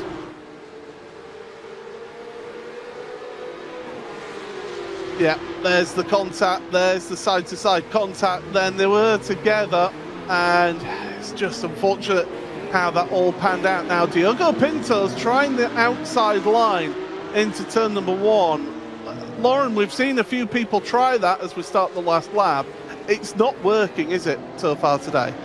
It's tough. It seems like Diogo Pinto always got a great exit out of the last corner, so he's actually close, braking for turn 1, but yeah, Michael does a great job defending the inside always. Around the outside in Sachsenring, it can work, but yeah, the guy on the inside needs to do quite some poor defending, so they know exactly what they are doing, so it's quite nice to see. Maybe we see some other, maybe Diogo Pinto will try something different now in the last lap. Yeah, but I think now he's too far away. Yeah, he does seem to be a little bit further away from Michael Jani than he would like to be, that is for sure. But 2 drivers who are far away from the back lane, who are happy about that. Mitchell de Jong and Elliot Veyron. It's heat number 3 for those 2. And those 2 are going to be automatically qualifying for the main race. And Mitchell de Jong, heat race number 3, race winner. He goes across the line and absolutely no emotion on the face at all. You can tell that that's just a case of job done for him in that race. Well, let's take you through your results then of heat number 3 then. It's Mitchell de Jong who wins from Elliot Veyron. They automatically progress through to the main race. The drivers having that consolation race, Michael Jani, Diogo Pinto, Florian Lebigra, Nicolas Matteo here in this one, in this third heat race. We've got 2 more heat races yet to come. The action's coming thick and fast here in the Porsche Tag Heuer Esports Supercup mid-season tournament. Now, the next 2 heat races, because we've got 28 drivers here today, we're down to 5 cars on these final 2 grids. So yeah, you can see we're at heat number 4. We've got 1 more heat race to come after this one, and then it's an 8-lap consolation race where the top 5 from that race will qualify into the main race. But here's the grid then, 5-car grid for you. Moreno Sorica from Williams Esports, he's looking to try and take that Coanda stranglehold away for this heat number 4. Oscar Pai, though, will be wanting to see none of that. Sam Kiter and current championship leader Cooper Webster share row number 2, with Johan Haaf there on row number 3, all on his own. Arjuna, championship leader, row number 2, you'd think he's got a mission of just going for number 1. I think he's going to play it smart. We know how smart Cooper has been in situations like this. Second's going to be good enough for him to get to the main event. That's going to be his focus. What I am very curious about, though, Paul, is we are guaranteed that at least one driver from this race is going to advance and be a non-Coanda driver and be at the front of the field. Important, again, because of how these starts have gone and how we know the difficulty of passing builds as the race develops. So let's see this 4th heat race of the tournament, how things will stack up on the launch. Well, Moreno Sorica knows how to win in the Porsche Tagore Esports Supercup. He does have a sprint race win to his name. His best result this season in the main race is 12th at Spa. But there you see the 5 cars on the grid. Engine revs are rising. And we're underway. Oh, a bit of a sluggish start from Sorica, but he's able to cover off the second place driver of Oscar Pai into turn number 1. And looking to the outside there, Sam Kiter. Don't give him an opportunity. He'll take it though, all side by side. Pai and Sorica through this twisting downhill section. Sorica pushed, forced wide. Oh, Kiter's trying to find any space. Sorica's getting bullied out of the way here. So at the moment, it's Pai from Kiter. Sorica holding on just to 3rd place, Arjuna. It was a great setup of that move from Oscar Pai as well. He's been building in confidence as he's gotten more experience at the top level of sim racing, and that was a clear example of the bravery paying off as well. Now let's see how Moreno Sorica can bounce back from all of that. Couple of bits of contact with Sam Koitet's dropped him down to 3rd position. He's got to focus back forward. He's only got, 2.5 laps left to go. And the tyres, let's not forget, don't have much time to get up to temperature and into an operating window. So Paul, something that's just come to mind, wonder if any of these drivers have knocked up the tyre pressures for this 3-lap sprint. Potentially, so we will see. I mean, Lauren, would that have much effect here to help you get the warmth quicker into those tyres? Yeah, definitely. I mean, coming off the line on cold tires, every bit of tire pressure more can help. So I'm sure they tried it in the practice sessions. They know exactly what works and what doesn't. I really like the start from Oscar Pai. It looked like he got attacked, but then actually he turned it around and attacked the leader. So that was well done. Sam Koitet, he set up the move quite interestingly with a small bump on the rear right corner, but in the end it worked. So now he's in P2. I think we see a bit of a dynamic. The heat races tend to get more and more aggressive. So I'm really looking forward to the consolation race coming up. Yeah, that's going to be absolutely wild. And Arjuna, we had a race director note before the event here, just reminding drivers that yes, it's going to be intense, it's going to be close racing, but they are expected to uphold their standards because anything untoward will be looked at post-event. Yeah, we have post-race stewarding, let's not forget. And one note, let's just bring it up. Cooper Webster did get a warning from race control after the last round of the championship. Oh, now, did Sam Koitet get a slowdown? Yes, he did. Moreno Sorica almost ran into the rear bumper of the Dutchman, but no reaction on the face of the 28. 1 lap to go. Moreno Sorica pushed back into a transfer spot, makes a mistake, Paul, off to turn 1 for the final time. Well, if ever there was opportunity for Cooper Webster, it would be this one. In our commentary box, we momentarily lost our feed, but we've got it back now. Down the inside, Cooper Webster. Sorica's made the mistake into turn 1, and Cooper Webster, championship leader, gets himself to the 2nd place, the important transfer spot. And Sorica, oh my goodness, he just doesn't have any luck in this race, Lauren. Yeah, he cracked under pressure, I would say. I mean, he was right in the position he needed to be. On the last lap, braking for the first corner, and what a race Cooper Webster has. I mean, up to P2 now is quite remarkable. Yeah, started in 4th place, did Cooper in this fourth heat race here, but Oscar Pye clear at the front. Well, I think that was important, Arjuna, for Cooper's championship to get himself automatically into that main race. What did I say? He just needs second. You were thinking maybe he's thinking about number one. That might have been a step too far, given how the start played out. I think Sarika now with a slowdown penalty, Paul, something to think about as we get closer and closer to the main race. Well, through the final corner, Oscar Pye, it's another race win. Cabina Racing, heat number 4. Oscar Pye takes the win. Cooper Webster gets himself automatically into that main race. Johan Half, Marina Sarika, and Sam Keiter are all going to have to do it the hard way through the consolation race. So let's just give you a confirmation of the results then in that race. Oscar Pye, 1 second clear of Cooper Webster, and then it's Johan Half, Marina Sarika, Sam Keiter into the consolation race. One last opportunity to get themselves into that main race. And Arjuna is standing by with our latest 2 heat race winners. Once again, it's a pair of Coanda-affiliated drivers, Mitchell de Jong and Oscar Pye, that join us. Mitchell, let's start with you. Interesting heat race interestingly more physical heat races, I should say, as we've gotten through the evening, the afternoon, but your race, not too bad. Yeah, not too bad. I mean, it was still pretty chaotic right behind me. I'm so thankful I got a decent lap in to kind of stay out of that mess up there. But yeah, I mean, it's, as you can see, the format's pretty cutthroat. Like, you know, you need to be in the top 2, otherwise it's pretty rough to make it through. So happy everything has gone to plan so far, and we'll see what happens in the feature. And Oscar, a great setup for the move for you out through the opening couple of corners. Talk me through that opportunity to get to the race lead. You never looked back once you got there. Yeah, well, of course it was pretty good. I didn't really, my goal in that race was to get in top 2 because that's where the big points are. But I got an opportunity, a gap on the inside to go for the lead, so I took it, and then it was 2 corners, a good battle. And then when I saw I was ahead, I just focused on every corner, one by one, and then I could build a little gap. And so yeah, just best result I could get. Congratulations on the victories. We'll see you in the main race later this evening. Yeah, thank you. Well, here we are then, getting ourselves ready for the final heat race here. And Lauren, the driving has been tame for some of the races, but intense in others.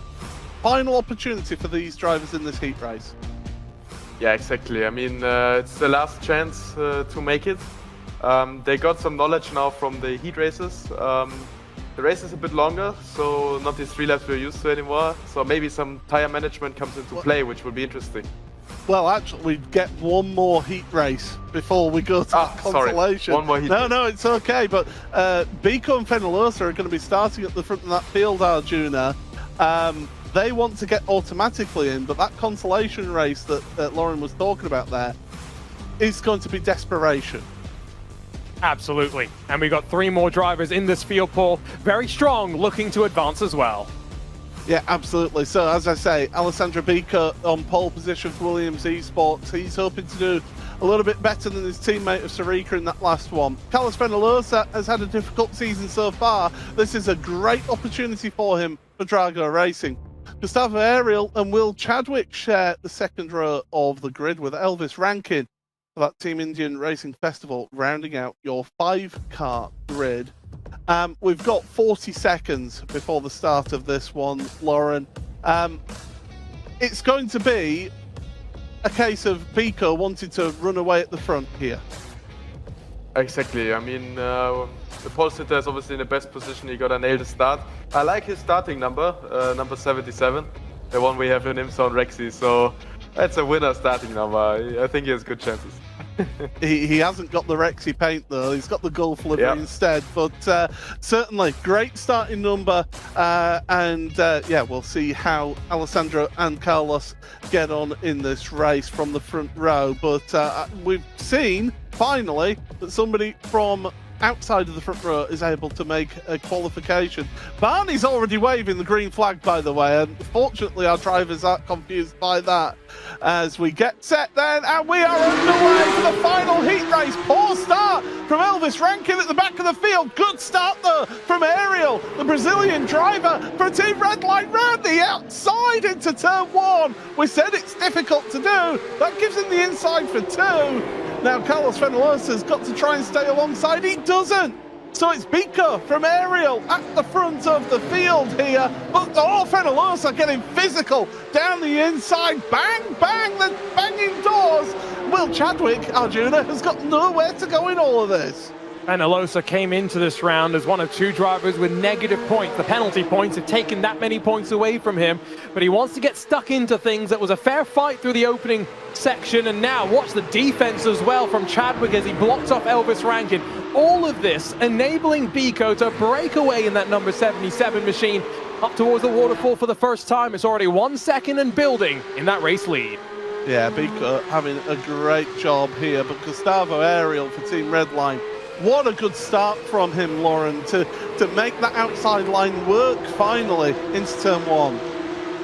Yeah, such a good start. I mean, Fenollosa super aggressive just to put himself on the outside for the next corner. He nearly lost the P3. Elvis Rankin overtaking. I'm sure he will try everything to make it in top 2, but now he's got to defend again for that last or second last position. Oh, well, Will Chadwick and Elvis Rankin bumping door handles down the start and finish straight. We saw that in the qualification process in the Contender Series, Arjuna. Remember, Michael Janney and Will Chadwick were banging doors down the Kemmel Straight, if you remember that one, back in the late 2024. So Chadwick can be quite aggressive out there, but he's not having a good time. But Ariel hasn't got it all his own way, has he, Arjuna? No, and he's had a difficult campaign, all things considered as well. Currently 12th in the points. We know just how quick he can be. He's been busy mixing his real world and virtual commitments. He's been out there in the Prodigy Racing League competing in a Radical SR1. Now, unfortunately, he got dropped by his team, TC Racing. That was a part of the championship. All the teams had to drop one driver. He's still out there in the real world. He was saved by the judges, so he's going to still be competing in a Radical moving forward. But I can only imagine the relief that he's had, Paul, the last couple of weeks being at home, being able to prep a little bit more for this event, as opposed to one of our previous rounds of the championship where he got literally a couple of hours of practice the morning off. Yeah, it's so difficult. I mean, you know, Lauren, how much preparation it takes for these events in the Porsche Tagore Esports Super Cup. I mean, just talk to us about what these drivers have to go through going into the Super Cup weekend. Yeah, I mean, obviously everyone is a bit different. Some need a bit more hours than others, but the time that needs to be spent to be competitive at this level is just a huge amount. I mean, some contact, very good. Yeah, so in the end, in my case, I couldn't make it work really to compete at the highest level in iRacing as well as the highest level in real racing. That takes so much commitment, and I have respect for everyone who can manage to do that. Our producer reminding us in our ears that Lauren has done that into the past and getting into the back of other drivers through a corner. So anyway, we're in this final lap here, Arjuna, but it's worth pointing out, Alessandro Biko, what a job he's done at the front of this. He's done exactly everything right. Absolutely, and so he alongside Gustavo will advance on forward and be in the best situation possible towards the front of the field for that main event. But Paul, we're getting ready for the consolation races. I hope we're ready for the action about to develop. It's the final heat, and it's the final heat race winner, and look at the sigh of relief. Oh, Elvis Rankin's off in the background of shot there. But Biko, Alessandro Biko, winner here in the 5th heat of today. And we will head towards the consolation race in just a few moments' time. But let's take you through your results then from that final heat of the day. It is Alessandro Biko then who wins ahead of Gustavo Ariel. They automatically qualify for the final. Then it's Will Chadwick, Carlos Fenollosa and Elvis Rankin who will see themselves in this consolation race. And Arjuna has our race winner. Alessandro Pico standing by with us. Alessandro, relatively calm race for you. Talk to us how you're feeling after your heat. Yeah, I was a bit scared, honestly, of the start, looking the race before. But yeah, luckily I passed the first corner quite easy, and then the rest just, put in the laps. Well, you put in the laps, you avoided the consolation race. Congratulations. Paul, that consolation coming up next, and we know there's some major championship contenders in the mix. Well, we're going to have a look at something here that happened then, and that is into that final corner, and it's that late lunge then from Rankin, contact between him and also the Drago racing car of Carlos Fenalosa, and that means that Will Chadwick was able to finish in third place in the end. So being in the right place at the right time helped you. Right, we've got a consolation race coming up. 8 laps, so we've got 5 more laps to worry about. 20 drivers, well 18 drivers should I say, will be competing in this one. Only the top 5 will be taking part. Now Lauren, we've got 90 seconds remaining. How difficult is it going to be for those drivers from that very first race to now get really pumped up ready for this consolation? Yeah, obviously they had a very, very long break. I mean, they couldn't really warm up for that, so maybe slight disadvantage, but they're all pros. They know what they're doing. I'm looking forward to 8 laps of racing now. Maybe some tire management coming into play. You really need to keep those rear tires under the car on this track. You can drive them hard for 1 lap and gain some time, but you will pay the price later. So that's also what I learned in the All-Star race. I'm looking forward to see how it will play out. And Arjuna, it's just 5 cars. Oh, in fact, we're just going to go straight to the grid here, so we'll get Arjuna's thoughts in a second. Julian Sonin with Alejandro Sanchez front row with Jarni and Half, row number 2. Chadwick and Jasia on row number 3.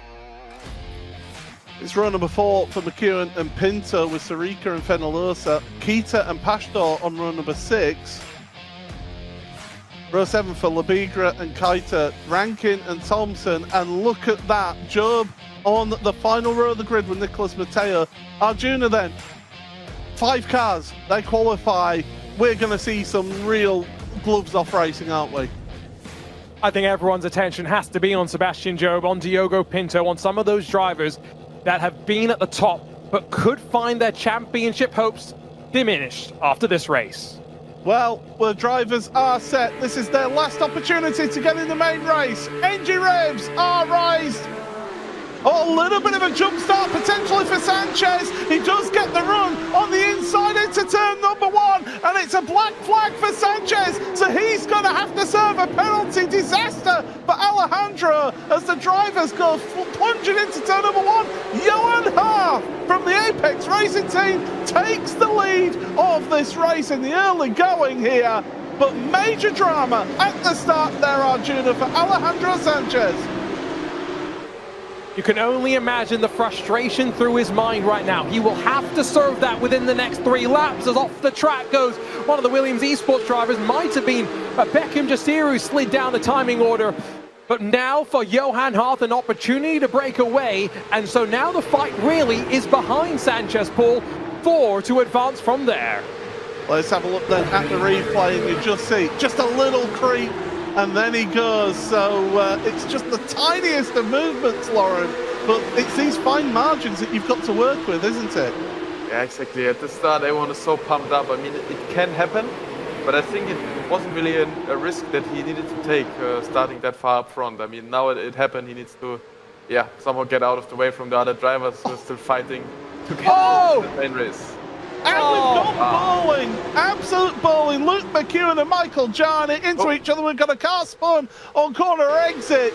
So all of a sudden, we're seeing Sanchez in second place. We can ignore him. Sonin, Chadwick, Penalosa, Sarika, they're all together. Florian Labigra is pushing his way through on the inside as well. And Labigra goes through. We've got carnage into turn number 1 as well, Arjuna.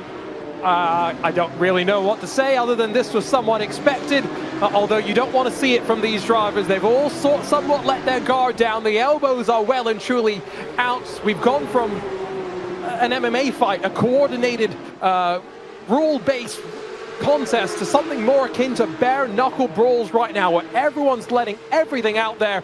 And this is an interesting fight, Paul, because it's right on the cusp of the cut line. Yeah, so this is all for that. Oh my goodness, car flying off the track. It's Carlos Fenalosa. Oh my goodness, he just goes sending off into the gravel trap, into the wall. That's his day done here in this consolation race. And well, I didn't expect this, Lauren, to be an unsanctioned fight, but my goodness, we are getting that right now. I mean, that's exactly what we thought. I mean, what would happen. I mean, the top 4, they're quite safe. Now the fight is on for the last spot in the main race. I mean, that's what we wanted to see in the end from that format. I think I like it. Maybe it was a bit over the limit, but obviously everyone wants to advance and get these valuable points. As Alejandro Sanchez serves his penalty now, so he's onto pit road. Here is Sebastian Job and Arjuna. He's in a fight for the championship here, and he needs to get out of this consolation race and needs to get forward some places. Time's running out for him. Elvis Rankin, the one he's battling with now, he's trying to balance the aggression, right, with the reality. That race control's taking a look at everything right now. It's going to happen post-race. It's not going to happen during this race. And Job has already lost 15 championship points after what happened at Daytona in round 1. So he's in this weird position, a precarious position. He can't afford to lose more points in race control, but Paul, he also can't afford to finish outside of the front 5 here and not advance the main race. There's no points paid out in the consolation, but he needs the points up for grabs in that main race later on. It's not been a good day at the office if you're either Team Redline or the Verstappen.com team with Florian Lebigra, or even the Oracle Red Bull Sim Racing team. It's been a difficult day for them here today, but they have got a driver in there in Diogo Pinto, as also up towards the front as Chadwick then, 3rd place then, Arjuna. I mean, talk about fortune, because he only got that position on the grid on the last corner of the last lap of that last heat race. Remember that your finishing positions dictate your starting spots, and it's kind of snake split, so the respective heats filter in where they gridded up for this consolation. So that one incident which he drove through the smoke, it's paid big dividends for him, and you can only imagine what's going through his mind, because Paul, you and I, we know Will, we've commentated on iRacing special events with him in the past as well. He's sometimes struggled mentally to put it all together. But he's also struggled sometimes to find a team where he's felt at home. He's not on a team. If anything, he's on a team of his own right now. He's built this Hymo setup team around himself, and it's all starting to work together for him, Paul. Advancing to the main race would be that result he really wants. Well, I mean, look at the fighting even just outside of the top 5 right now. You've got Pinto in the top 5, and he's got about a half a second lead between him and Sarika. But Lauren, these drivers just outside of that top 5, they're not giving up here, are they? They're not giving up, but they also need to stay smart. I mean, in the end, they're not fighting for a point. If they cannot make it into the main race, they can actually only lose points by getting penalties. So sometimes it's better to stay clean, you know, to take a step back. But I'm sure they didn't give up. They're still hoping. I mean, as we saw in the heats, in the last corner of the last lap, things can happen. So you just need to stay clean, make no faults, and be in the right position at the right time. You make a very good point there, Lauren, as well. You're absolutely right there. Just the smallest of contact, and this is quite a tight pack here. You could, if you're at the back of that pack, you could suddenly find yourself through and clear. Exactly. I mean, we saw it in the race before. You see now, Peter, I think, going off. I mean, he kept it on track, but that could have ended in tears, I think. Yeah, it certainly could have done that indeed, but there's been no change so far here in the top 5, or the top 4, should we say. Oh, Rankin's going off. Oh, he's gone flying off there, and that was down. My goodness, Arjuna, there's going to be some long memories happening here for a few drivers. We've got more contact happening. That's what I was saying when it comes to those long memories. All of this is going to be remembered long into the future. McEwen battles with former teammate Sam Coited on the outside, throws it up the inside as well of Daniel Pastor. This is all going to sequence back out into single file eventually once they get to the long left-hander at the top of the hill. McEwen's going to grab the advantage here. But Lauren, I do kind of have a question for you through all of this, because in the real car, you've got the heat, you've got the G-forces that kind of, I think, help focus in on the racing. You don't get so irritated, you don't get so aggravated. In the sim, I feel like racing like this, it's very easy to sometimes get too hot-headed. How do you as a driver try and calm yourself down? Yeah, I mean, in the end, you want to get into that flow, you know, and as you said, it's much easier to get into that flow in a real car where you have no distractions. Here, you're watching or you're looking into a monitor, so yeah, it's so much harder to stay concentrated, make no mistakes, and you know, I've had to learn that the hard way. You know, it can happen so quickly. So I think the ability to concentrate on one thing, get into that flow in the sim rig, that's really what makes these drivers stand out from the average sim racer, let's say it like this. Well, Sebastian Job has caught up to the back of Luca Kita here in this one. And dive to the inside, Sebastian Job. Oh, but a little bit too deep perhaps. No, he's parked the car on the apex. That was a good move there, Arjuna. Made sure he blocked Kita from getting the cutback. Kita's had an interesting event so far as well, so I don't think he was willing to fight too much. Problem now becomes we're heading on to the final lap, and Job doesn't need to make one more pass, he needs to make two more passes. And Diogo Pinto in the Team Redline car is currently sat in 5th position right now. So I think Job's in a lose-lose situation here, Paul. He's not going to have enough time to close up to the cars in front, and if he tries anything too desperate, to what Lauren was saying earlier, he's only taking points away from his own championship challenge. So what's going through the mind as we get that great camera shot in between the monitors of Job on the bottom right? Yeah, he's focused, and when things don't go his way, he takes it out on his equipment. I've done that in the past, and I ended up breaking a button on my wheel, so that's happened before for me. But then again, these guys are all using high-end equipment and full direct drive wheels. We're on to the last lap of this consolation. Johan Harf has got a 1.4 second lead over Julian Sonin, with Will Chadwick, Lauren Labigra and Diogo Pinto the ones getting into that main race at the back of the grid. Sarika, Job and everyone else are just going to be watching from the sidelines here, Lauren. It's got to be bitter pill to swallow if you're having a bad day like this and you're in a championship fight. Yeah, exactly. I mean, your evening ends early. You're watching the others fight for the points, while you're just watching it and getting no points out of it. So that must hurt, but I'm sure it motivates some drivers to be better next time out. I mean, it's all about that. You know, you're gonna keep the momentum up in such a long championship as the Esports Supercup is.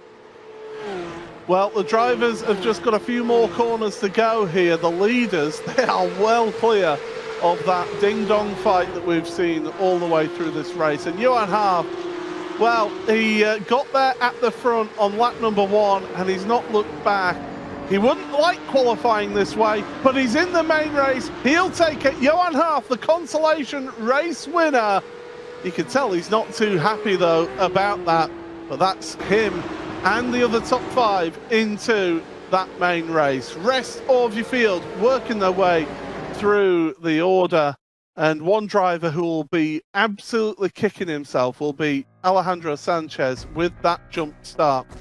Johan Harf then is your race winner ahead of Julian Sonin and Will Chadwick. Lauren Labigra and Diogo Pinto, the final drivers who qualify for the main race today. Drivers sit down, do not qualify, they're done for the day. Morena Sarika, Sebastian Job, Luca Kita, Josh Thompson, Luke McEwen, and the rest of the field. Sam Keiter dropping down with Daniel Pastor, Elvis Rankin bashed off the track, Alejandro Sanchez with that jump start. Fenalosa and the rest do not finish the race. We do get to chat with our consolation race winner. Arjuna is with him now. Johan Harth victorious in that consolation race, but Johan, I'm sure there's both high and lows with Alejandro getting that jump start. Talk to us about what went through your mind heading off to turn number 1 when you heard the news. Well, not only turn number 1, but yeah, difficulty for me overall. I messed up quali, so I was already pretty much getting ready to pack my bags and go back home. But yeah, make it to the feature, that's quite a relief. I know there was more. And the quali, I could have been up there just like every week, but that's damage limitation. And yeah, T1. I didn't really know if Alex had a black flag, but he confirmed it to me out of turn 1 because we were in chat together. So yeah, that's a shame for him. I know he's putting his heart at it every season, trying to get the championship he deserves. So that's a big step back. Well, Johan, best of luck for the main race. I know you're somewhat accustomed to this format from your iRacing Rallycross days, but Paul, here in the Porsche Esports Super Cup, it's a totally different world. It certainly is, and there you saw that jump start again, just the smallest of movement, and this is what happened then. So through the consolation race, plenty of drama, plenty of highlights happened in this one, and Arjuna, it got very physical out there. Absolutely. I'm going to be curious to see the length of the race control report post-race. That was Michael Gianni. Not really much he could do on the outside, and you could see the chaos continue out through the final corner. A real climb as well as you work your way to the line. Just one by one, more incidents. This was Luke McEwen fighting with Sam Coiter towards the end of the race. And even though Sebastian Job made his way through the field in the closing stages, Paul, it was not enough for our defending champion to make it to the main event. Johan Harth then taking the race win in that consolation race. Here's how the championship stands coming in so far. Cooper Webster, 38-point lead over Alejandro Sanchez. Sebastian Job, third, with Luke McEwen, fourth. But you look at those names, Sanchez, Job, McEwen, they're not in this final round race, so it's going to be Jordan Caruso, Kevin Nielsen, Mitchell de Jong, Johan Harth has got an opportunity. These are drivers who have got a great opportunity to move forward, but Cooper Webster, Arjuna, he's got the greatest opportunity. Absolutely, and I think this is such an interesting place to find ourselves. We'll note as well, now that we've gone through the heats and the consolations, 2 drivers not here today, Bryn Collins and Silly Lully, Chris Lullum, who of course, it was announced during the week that Chris is going to be part of the Verstappen.com entry in the GT World Challenge Europe Championship this year. We're all very excited to cheer on Chris in the real world, but Paul, it's a bit of a shame that we don't see Silly Lully still out there in racing because he's still up there in the mix in the virtual world.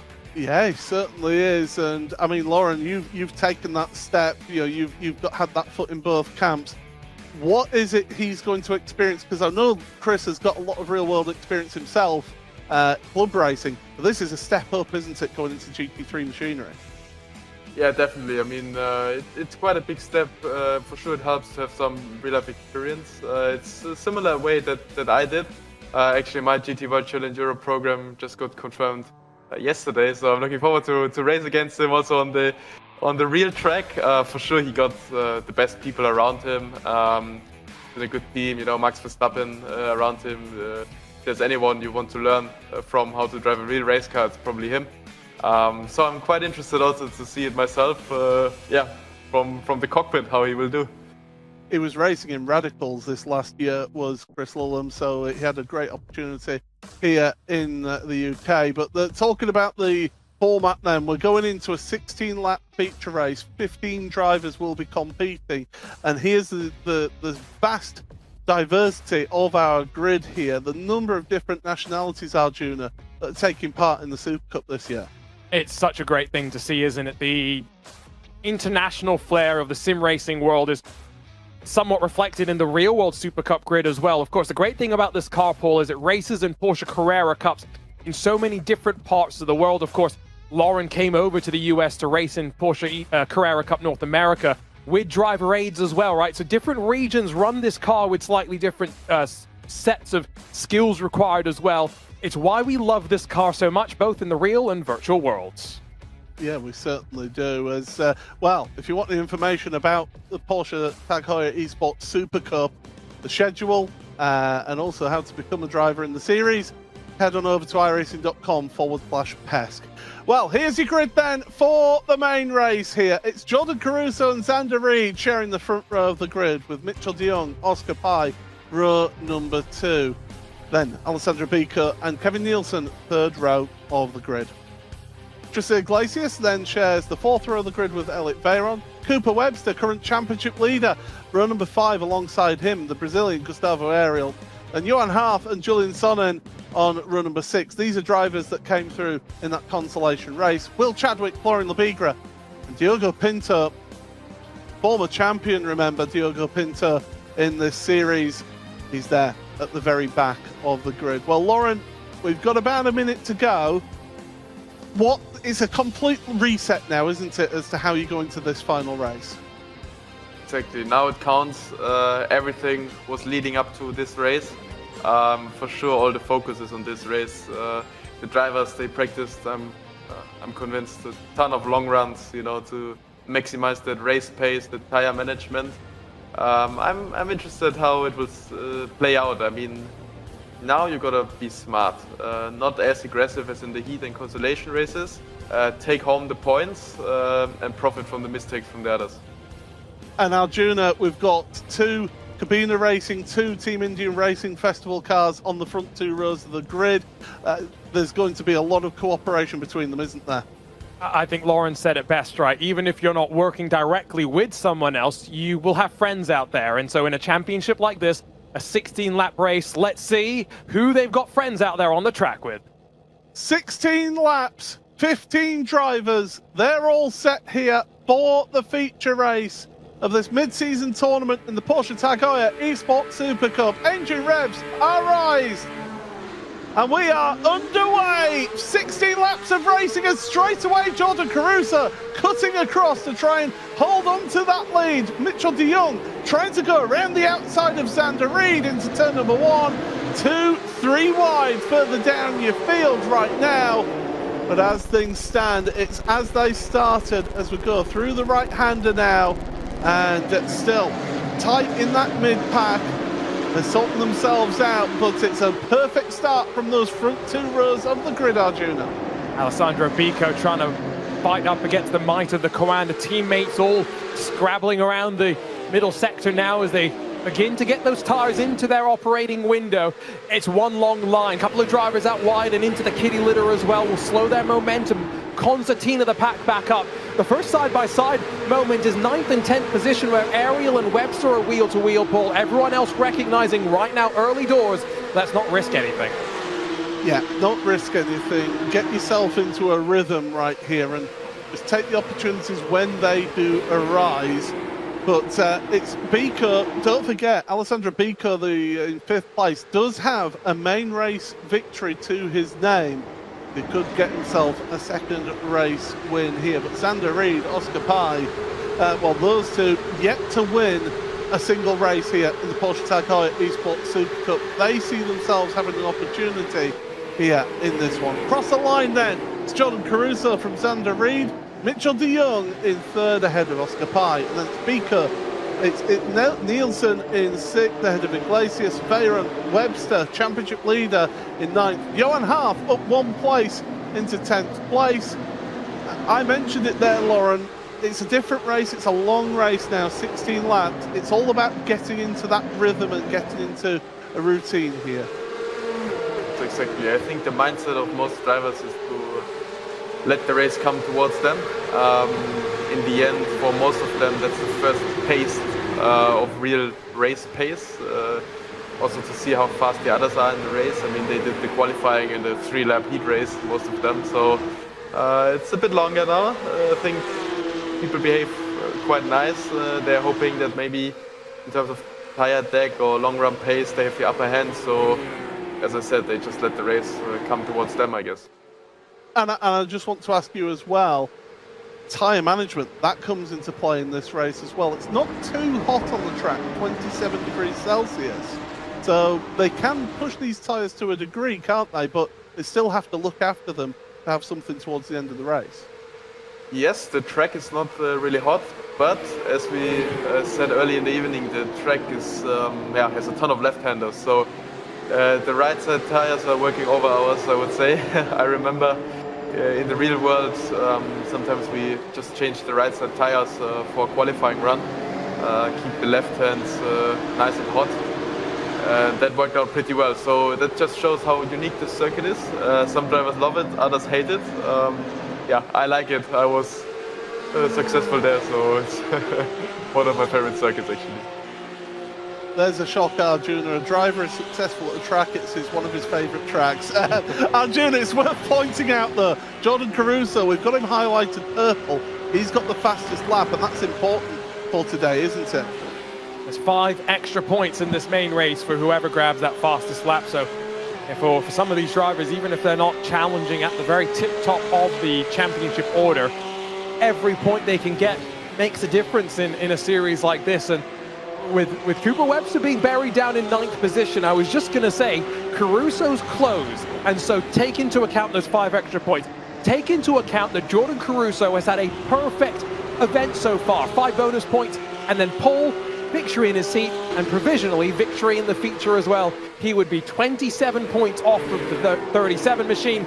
And don't look, Mitchell de Jong, he's there as well. Yeah, and Alejandro Sanchez came into this week in 2nd place, down to 5th place. Reigning champion Sebastian Job, 6th as things stand. We've never seen a driver in this championship successfully defend a championship.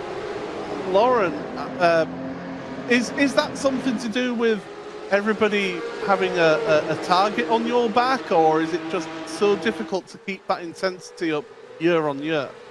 I think it just speaks for the championship, for the level of the championship. It's that high. You know, to win it once is so hard, and to repeat it is nearly impossible. And I think that's exactly what we see. And I mean, that's where we want sim racing to be. You know, it's incredibly competitive. One thing I want to point out, I mean, Jordan Caruso, if I remember right, he was in the very first heat, so he didn't drive up to that point, and now going out there, nailing the start, doing the fastest lap, and managing the lead, I think that's pretty remarkable, and he does an amazing job. Now, Arjuna, one thing I want to point out here is that the drivers here have the opportunity, if, say, Jordan Caruso, for example, he wins that opening heat, he's then not racing for nearly an hour. These drivers have got the opportunity in the sim to be able to go into a private test server just to keep their eye in, don't they? They do. And how do we know this? Well, because certain series have rules where they say you can't drive on the racetrack during the driver's briefing. Now that's a vague enough rule that some drivers thought, oh, you know what, that doesn't cover private sessions. And so guess what? You have people that during the driver's briefing aren't paying attention to the race director. Instead, they're off and doing private test sessions. But Paul, it's one of those unique things about the world of sim racing, right? And it's what makes it such a competitive playing field at the end of the day, right? The fact that we have unlimited practice time, unlimited crash damage repairs, unlimited tire sets. I mean, if we had to buy a set of tires for the Porsche Supercup in the real world, it's I think 4,000 a set of tires or something, or 4,000 a tire. I've heard both number. It's both scary numbers to me. It certainly is. Well, the drivers are out there on track. They're not making any moves at the moment, apart from Oscar Bai, who's just dropped down the order. He's had an issue out there. In the meantime, let's go. iRacing full throttle.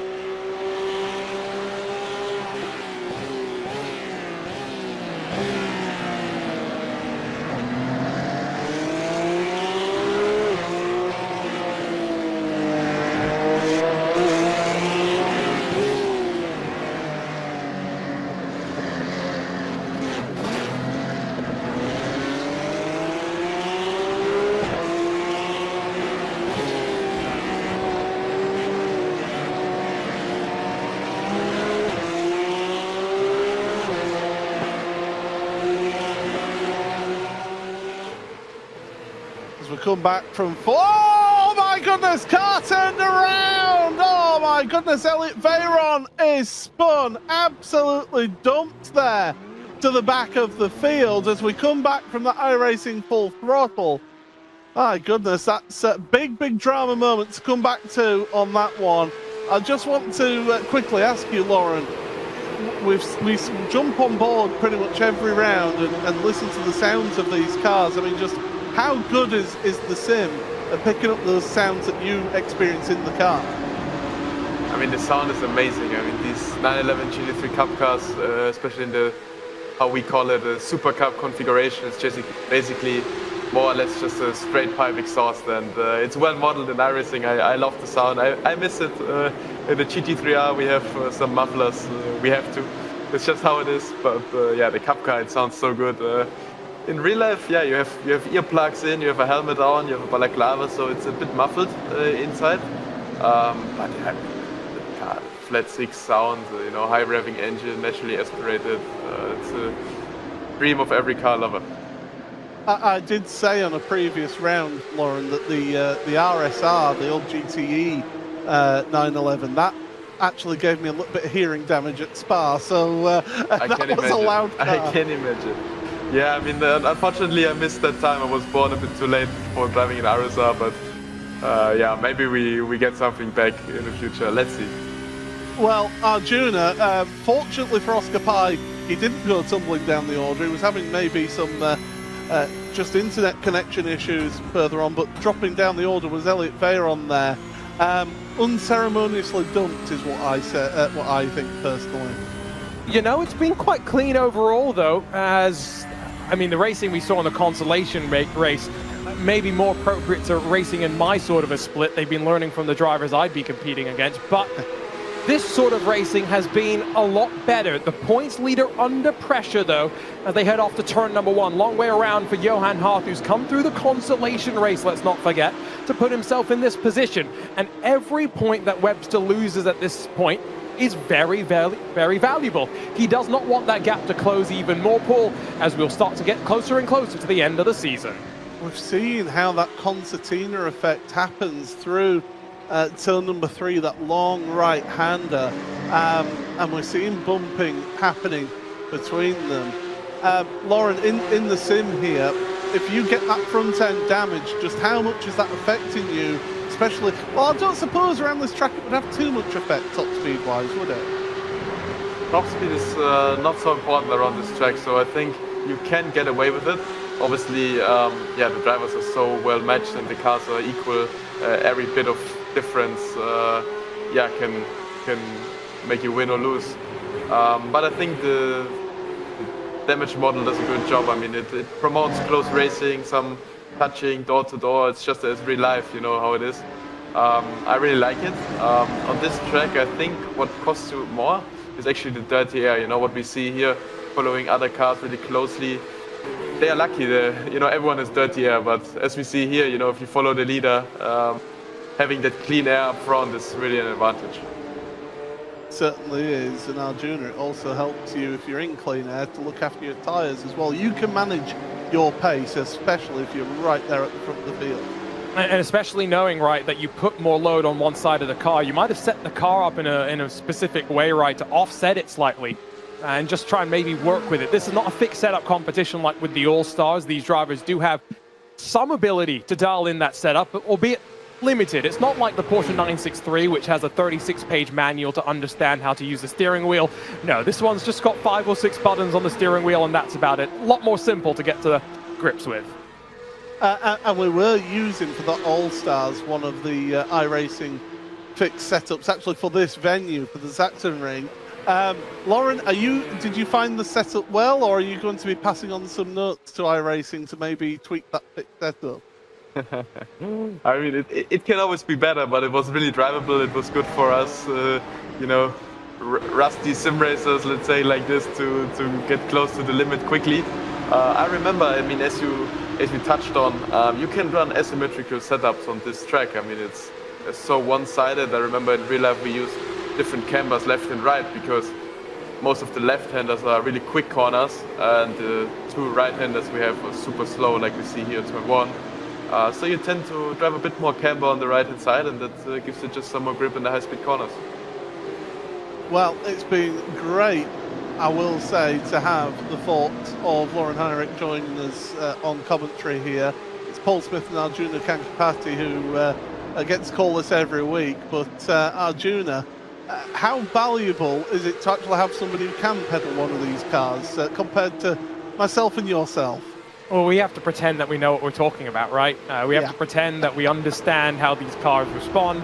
The benefit is, we have the ability to send messages to the drivers and ask for some insight. But Lauren, you know how it is in the real world. Everyone doesn't want to share information. They don't want to share it in the virtual world either with us commentators. Yeah, I think we complement each other pretty well. I can give you some info about the car setup and you tell me you can practice between the races. It works perfect. I mean, Arjuna was very critical of drivers not paying attention through a driver's briefing. You've never done that, have you? You're always paying attention to the driver's briefing, aren't you? Yes, and I'm always on time. Always on time, never too late. Across the line, 6 laps to go. It's Caruso from Reed, the young in 3rd place. Now, Kevin Nielsen has actually made the move on Oscar Pye, so he's up into 4th place now. Is Kevin. That's 2 places gained in this race. Crucially, though, Arjuna, in terms of championship points, it's now Mitchell de Jong that has those bonus 5 points for the fastest lap. It's important. It's shifted around right at that front of the field, just how close the margin is. And Webster's being championship-minded. I think that's the right word to use in this race, right? He's not been too aggressive. He's only gained the 1 spot. He's been a bit more cautious on not losing any points. If Caruso had 5 extra points, he's suddenly within 30 of the championship leader, which it doesn't sound like a lot, Paul. But we've only got 3 more rounds left after this. There is only 255 points, I think, up for grabs between now and the end of the season. So every single point's going to matter, especially knowing how consistent Webster's been so far. Never trust one thing in life, and that's a commentator's maths. But I think you're actually right there, Arjuna. 85 points available each week of the championship. And Xander Reed now, fastest lap. So they are trading that fastest lap once again for us. So those drivers trying to sort themselves out. Caruso, he can't pull away from Reed, but I do get the feeling, Lauren, that it's all about just controlling his pace at the front and looking after his car and tyres. Yeah, exactly. He needs to get that win. I mean, yes, the fastest lap is a nice gimmick. 5 points doesn't hurt, obviously, but yeah, he needs to keep the tires under the car, manage it well, and I think he does exactly that. His teammates, I mean, all of these Honda affiliated cars, they seem super quick. They're posting extremely quick lap times. Everyone wants to show he's the quickest, just like real life, and it's cool to see. I mean, the level is so high, and they're just trading fastest lap after fastest lap. It's really remarkable. I have a funny feeling there's a little bit of inter-team competitiveness going on here as well. Mitchell de Jong, 3rd place, the young American. I call everybody young, Arjuna, on this grid, but that's because they're all younger than me. So Jordan Caruso at the front of the field here. He looks calm, cool and collected right now, Arjuna, and he just looks in a very, very good place right now. What you want, right? So much of sim racing is mental. It's what Lauren was saying earlier, right? With the lack of sensation, it's all so much easier to get into your own head. And so at this level, the amount of practice that you're doing, the amount of games that are sometimes played between teams with saying lap times, what's going to happen, set up tricks and stuff. The calmness is what you want to see. And Coanda have come into this year, Paul, let's not forget, with more drivers than they've had for 3 or 4 years. So for the first time, it's been an assault on this championship in a way that we haven't seen since Josh Rogers was last year in the series, right? So it's been great to see, and it's all building as we get closer to the end. Julian Sonnen, speaking of Coanda driver, he is there down in 14th, not in his ideal place, but he's actually got himself the fastest lap of the race. So it shows that there's a pace all the way through, and it just goes to show again that the point that you, Lauren, has made time and again today, that how close and competitive this entire 30-car grid is in the series. Exactly. I mean, it hurts a bit. Julian Sonnen, he has a nice gap, so he can post quick lap times, and that's exactly what he does. But now he will see, I got the pace to be the fastest, and yeah, he cannot make use of it, unfortunately, and yeah, that doesn't only hurt him, but also his championship. Well, we're going through towards the end of this event then. It's certainly been an intriguing and championship-changing event, that is for sure. But Jordan Caruso, Arjuna, this is his best opportunity since he won the championship a couple of years ago to actually have a charge at the championship here. Absolutely. Joining up with Coanda, he's had a lot more resources maybe to work with, but sometimes you don't always put them together. And we've called it out already today, right? We've never seen a back-to-back champion as much as we've had double champions in this series before, right? Sometimes it takes you a year off to get back to that top level of competition, and so it's going to be really interesting. Like I say, Thruxton up in a couple of weeks, Paul, another first for the championship as well. These drivers have got a lot of practice between now and then.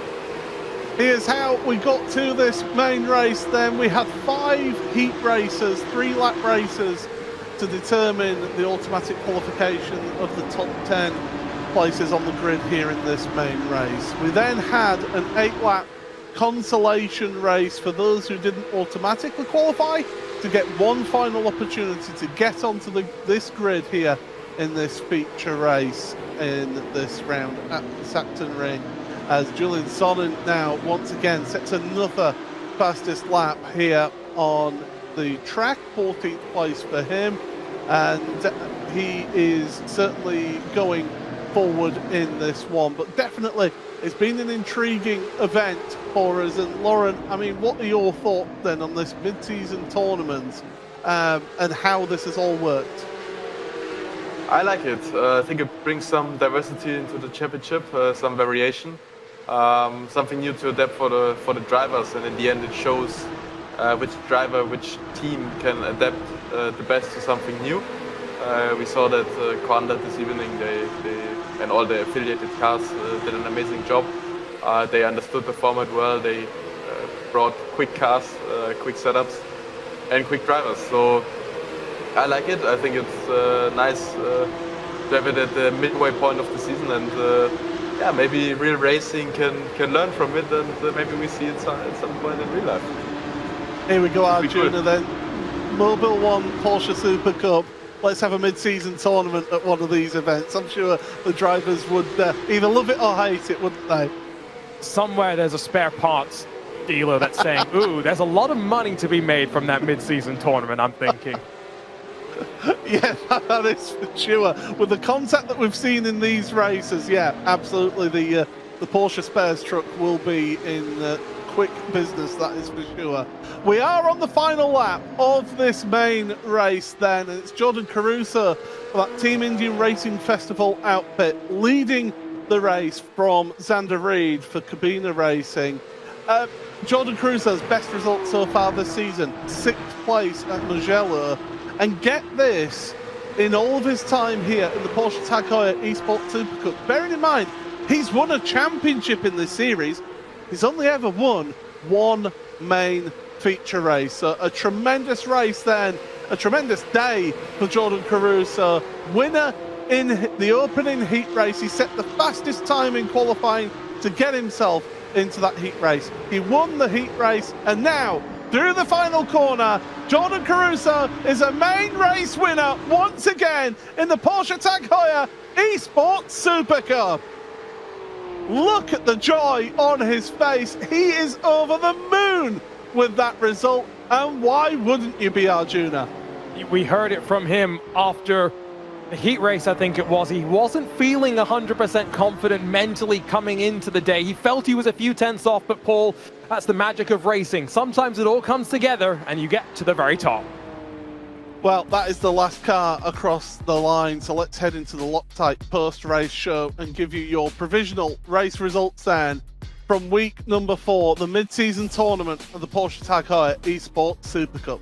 Jordan Caruso then is the winner by just under 0.8 of a second over Xander Reed. Great result, best result for Xander Reed in a main race here today. Mitchell de Jong, 3rd place ahead of Kevin Nielsen, with Oscar Pai in 5th place ahead of Alessandro Bico. Then it's Tristan Iglesias 7th ahead of championship leader Cooper Webster in 8th. Johan Half and Gustavo Ariel round out your top 10. In 11th place, it's Will Chadwick. A hard day at the office for him, but he will be happy to have made it into this main race. Florian Labigra, Diogo Pinto, Julian Sonnen, and Elliot Veyron all finishing toward the rear of the field. Well, we'll get to hear from our race winner and podium sitters, and hopefully we get to hear from them right now. Arjuna Kankapate is with your race winner, Jordan Caruso. Drivers we've talked to already over the course of the event, but Jordan Caruso's not going to complain that he's in the broadcast booth for the third time today. Jordan, a perfect event almost, with the exception of that fastest lap. Talk to us about how you feel. You said you weren't feeling all there coming into the day. Yeah, honestly, massive congrats to everyone else in the team. Top 5 lockout is pretty insane. I feel like the level that we all had this week was super strong, and honestly, I was sort of chasing most of the week. I guess I put it together in the race, but just massive thank you to my teammates. They were insane. Especially congrats to Xander. His pace was really good in that race, but yeah, all the guys just super. Yeah, relieved to have a good result, good points, and try to get my championship back on. Speaking of championship back on, you're now within, I think it's 34 points of Cooper Webster at the top. How are you feeling? 3 rounds left to go. We've got Thruxton up in a couple of weeks. It's all still up for grabs in the closing stages of the season. Yeah, start of the season obviously wasn't ideal, but I knew that this season's like super tricky with qualifying, so I just had to keep putting in consistent laps, and I knew I wasn't out of it. I guess, that's going to be the mentality going forward. Just keep trying to stay consistent, keep banking points, and do what we can. Congratulations, Jordan. We'll see you in a couple of weeks. Thanks, guys. From Jordan Caruso, it's over to Xander Reed, who put up a good fight, but Xander, what more could you have done to try and grab the win away from Jordan? I honestly don't think much. Jordan drove a great race and just had insane pace. I don't think I could have caught him, even if we had more laps. How do you like the format overall? Talk to us about it. It's definitely something I'm not used to, but I think it's pretty good. There's a lot of racing going on, which was fun, but also kind of stressful. But you get through it. Cool, calm and collected. I wish I was as calm as you after a race like that. Congratulations, Xander, on second. Let's go and check in with Mitchell de Jong, though, in the number 24, who's another driver that's closed his gap up to the very top of the field. Mitchell, congratulations on the podium here today. Pretty successful day for the team overall, I'd say. Oh, he's forgotten to unmute himself. Come on, Mitchell. Apologies. Yeah, no, super good day for the team. Like, it's insane how well it's gone. Obviously, we're all racing for ourselves in here, but still just have that camaraderie, and also that we were able to practice so well together to get us to this level is pretty massive. So yeah, super happy with the results for myself personally, especially, and good all the points for sure. Congratulations, Mitchell. See you in a couple of weeks from Thruxton. Thank you. Well, Mitchell de Jong, I think we could say, is a pro streamer, seeing as he, along with pro streamers, forget to unmute his microphone. Let's take a look then at how things stand post-event there. Cooper Webster with a 34-point lead over Jordan Caruso, who moves himself up to second place in the championship. Big change here in the championship with Mitchell de Jong now third place ahead of Kevin Nielsen. Alejandro Sanchez, Sebastian Job, 2 big losers from this week here today, along with Luke McEwen and others as well. Lauren, you've been here, you've enjoyed the whole event here today. It's been a big swing for that championship, and it's incredible what this tournament can do. Yeah, thanks for the invitation into your broadcast booth. Be part of the race in another way. So I really enjoyed it. I hope you liked my inputs. It was a pleasure to join you. I'm always following. I'm a member of Quanda Esports, so I'm always following the Porsche Esports Supercup. And now to be there, to be honest, it's an honor for me. And I will keep on following, keep on watching you guys. Thank you. Oh, there we go, Arjuna. We've got a new fan in the commentary booth. But next race in Arjuna, Thruxton, another brand new circuit for these drivers to contend with. Fastest track in the whole of the UK. And one that much like Sachsenring, these drivers will not have much experience around, and so the next 2 weeks are all going to be about putting in the laps. Paul, I loved our mid-season tournament, a great way to reach the midway point of our season. Lauren added so much insight, I might be out of a job by the next time we're in the broadcast booth. I think we're all out of a job here, but it's been a pleasure to have you joining us, Lauren, here in the commentary booth, and Arjuna, as always, it's been great to have you here. But I'm afraid that is all that we've got time for here this week in the Porsche Tag Heuer Esports Super Cup. What a day it has been for Jordan Caruso. He's got a championship fight back in his hands. We'll see you in a few weeks' time at Thruxton. From everybody here, it's goodbye.